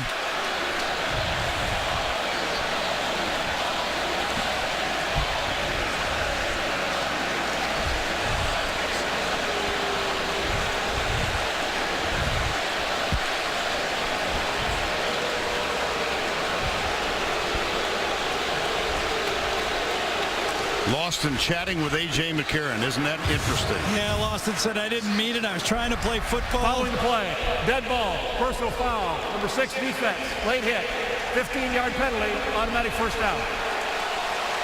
They talked themselves out of it. I'm telling you, if they would have had a replay, they would have stuck to their original thought and called a targeting penalty.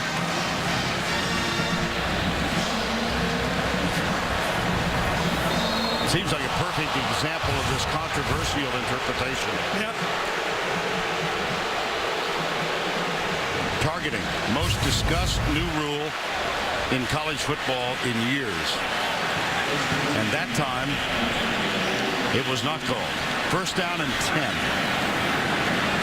Kenyon Drake in the backfield. Motion from Anthony Johnson. Drake drives across midfield. Tackle is made by D.J. Welter. Getting into the situation right now, Alabama's going, if we could get a field goal in this game, we could put it away. Second down 6. Nick Saban, by the way, he opened our conversation yesterday morning.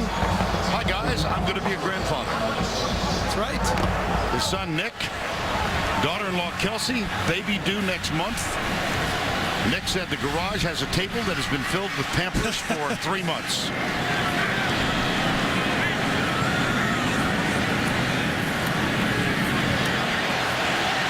Kenyon Drake. Boy, you really got to give it to this offensive line now for Alabama.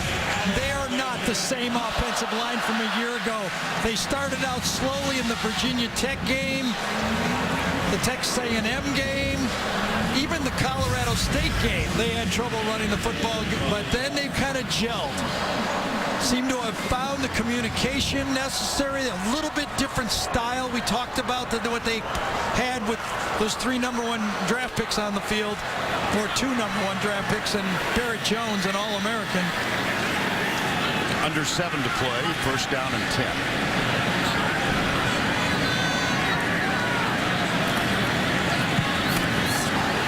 Face mask. Yep.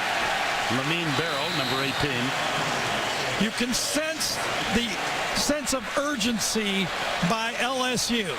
They know they have to have stops. They know their only hope. Face mask, 18 defense, 15-yard penalty, automatic first down. They know their only hope is to keep Alabama out of field goal range, and they're just a little bit too jacked up at the end of this game here. And Gary, remember what Nick Saban told Tracy as he came out of the locker room at the halftime? We need to run the ball, control the line of scrimmage. 121 yards rushing for the Crimson Tide in this half, after 64 in the first half. Well, LSU has not run the ball well enough. Mettenberger carried the team. A.J. McCarron carried the team for Alabama in the first half. But as Vern just told you, in the second half, Nick went in at halftime and told Tracy what he was going to do. Yep. He said it's a line of scrimmage football game, and I challenged our guys on the line of scrimmage to win the game. I was going to say damn game because that's what he said. Well, you didn't have an N on the end. Well, whatever. D-A-M. First down and 10. They'll run it again to the 10. Out of bounds. Austin Shepard leading the way around the right side. This is tough for the Pride. Look at this end of the line of scrimmage. A little block, a fit block between the tight end and the right tackle. Shepard and O.J. Howard won a nice combo block from those two. Yeldon now with 130 yards, 23 carries, 2 touchdowns. And when Alabama runs for over 140 yards, they don't lose. That's right.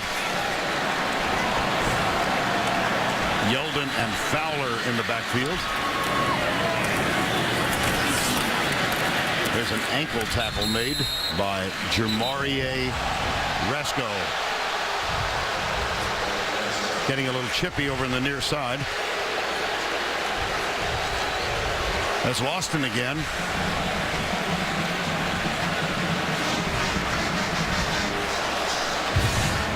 On the right side of the screen, Austin Shepard, and then Fowler.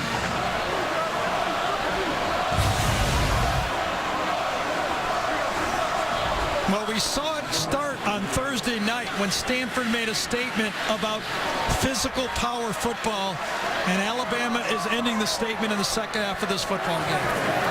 It'll be Yeldon again on the handoff from McCarron. And a third down coming up. Tackle made by Ego Ferguson. Well, the two-headed monster. First it was Mark Ingram and Trent Richardson, then Trent Richardson and Eddie Lacy, then Astley and Yeldon. Now it's Yeldon and Kenyon Drake. They always use two, and they have different styles. And they've got two really good ones who are freshmen who probably will not play in this game. And they probably had three more on the sidelines that they're recruiting that are, sophomores and juniors in high school right now. Absolutely. 3rd and goal. 4:20 to go. Hold on to the ball. Can LSU force a tuna number? Play action, McCarron. Off his back foot, Fowler. Touchdown, Alabama.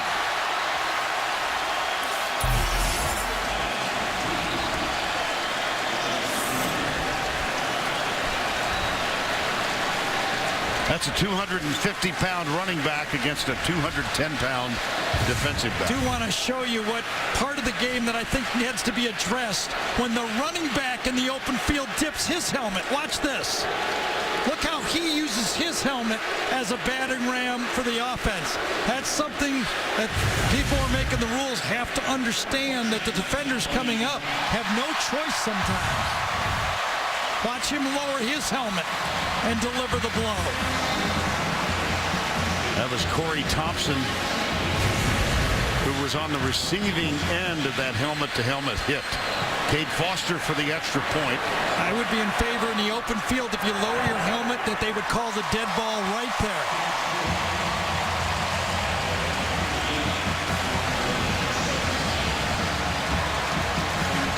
(38-17), 4:10 to go. Here's Fowler. First Thompson, Lawson.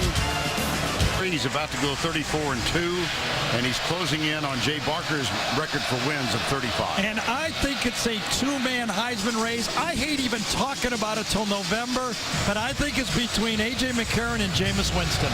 And I don't think it should be decided yet. Well, this man could win 3 national championships. That counts for something.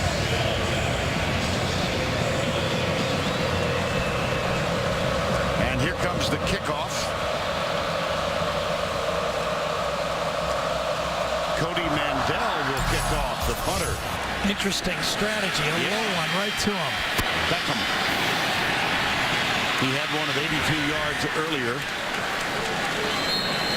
Don't forget, later in the game, the play of the game presented by Napa Auto Parts. 38-17. After watching that kick, I don't think it was the strategy. I think it was the execution, because Nick was really upset. Why would you kick and line drive to the best kick returner that almost broke one last time? And he was very upset after that kickoff. Well, we build this as a battle of two of the outstanding quarterbacks in the SEC. Mettenberger 221 tonight, but McCarron with another terrific night. Here's Mettenberger, first down and 10.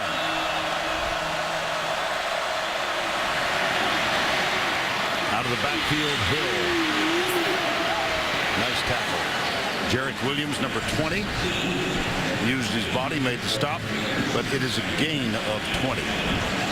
Great sportsmanship by Odell Beckham that time. He peeled back and blocked C.J. Mosley and then tapped him on the bottom and said, had to do it. I respect you, but I still had you lay out.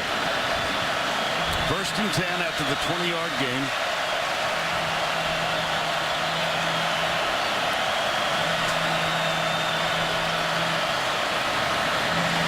Mettenberger in trouble. Avoids the tackle. Ouch. Mosley again.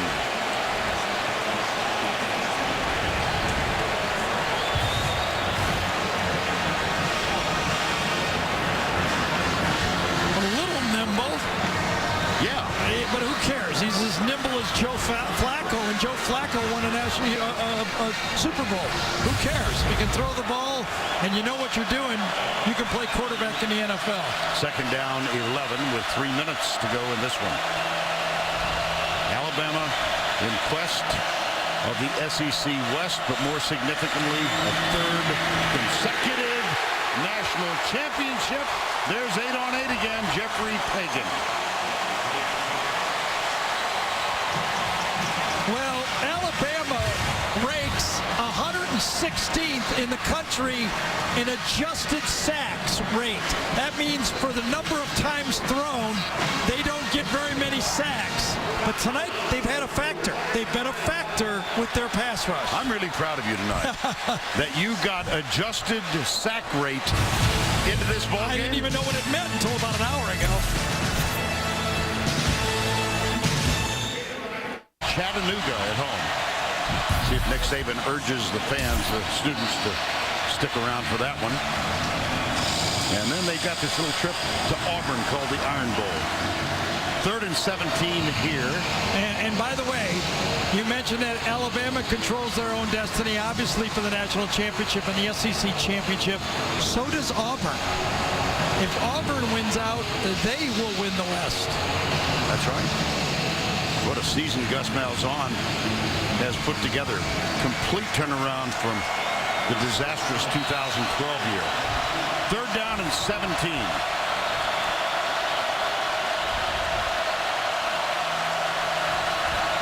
Cadron Boone is the man who went in motion. Mettenberger sacked again. That's 4. Cyrus Jones, the cornerback. Delayed blitz coming from the short side of the field. Had to be a bust. I think Gerald Hawkins, number 65, had to pick up one of those guys. They only brought 5. That should be picked up comfortably by your offensive line. Well, this LSU team lost twice earlier this year. At Georgia by 3. At Ole Miss by 3. On 4th and 28 with 2:09 to go. They'll try something. 2:03. 4th and Hail Mary. Timeout. Yep, LSU. He got it before the flag was thrown. Yep, LSU timeout.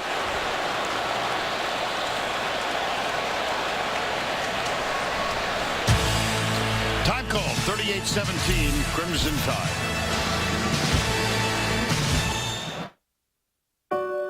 It's an extremely simple tool, but also extremely powerful. It can be used to start a poem or finish a symphony. It's been to classrooms, boardrooms, even to space. And we can't wait to see where you'll take it next. Introducing the thinner, lighter, more powerful iPad Air.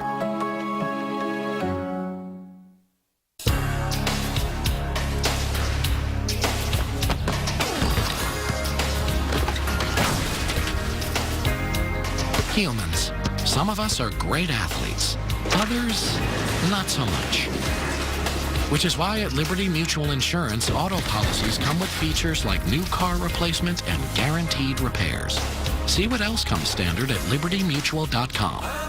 Liberty Mutual Insurance. Responsibility. What's your policy?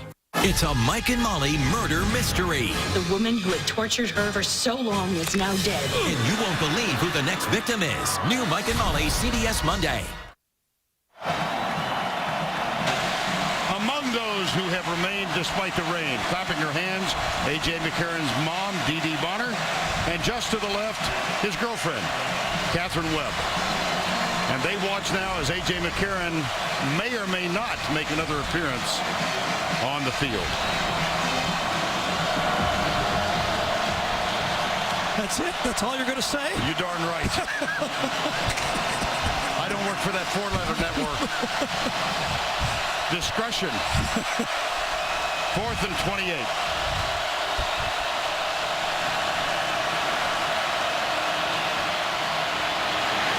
How about that? How embarrassing is that? And he's hurt. He has taken a hammering tonight. Adrian Hubbard got him this time. Good for you, Zach, to walk off that field.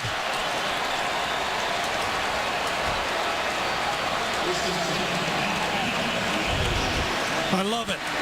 Do not lay down on that field. Go out like that. And it appears his right knee. just ran over the LSU line. One mistake, two absolute times they just ran over. Too much at the end of the game. It was really a no contest. The game was over anyway, but that's not the way you want to finish. Having your quarterback withered to the sideline. McCarron will take a knee with 1:55 to go. Just to complete the story of McCarron and his mom, here's Mettenberger showing real courage. During the open week, AJ went home to Mobile, and his mother's birthday is November 27th. And he decided to throw an impromptu birthday party for her and the family. And as a gift, he gave her a necklace with his bowl championship ring, which pretty nice gift. And of course, she didn't wear it tonight. She's got some ring on there that said it had an A ring. You know what? I thought he told us it was a necklace. It wasn't, apparently. Or second down. He has more than one. Yep. He's going for three.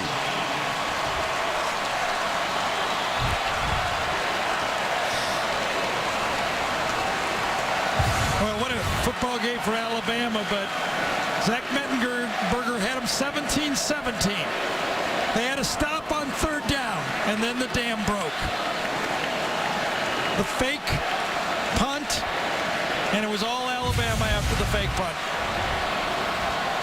41 seconds to go, the clock running. LSU is out of timeouts.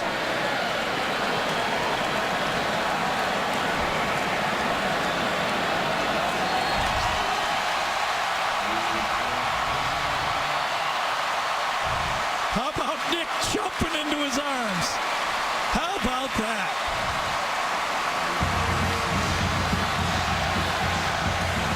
Mutual respect shown by both coaches. Mettenberger able to trot off. Good for him.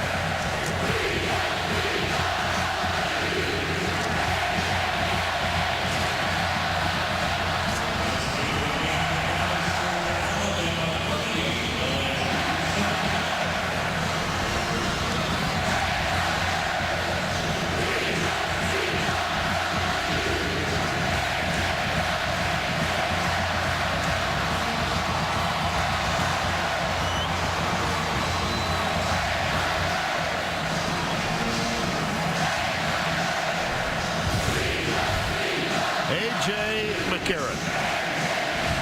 Nick Saban.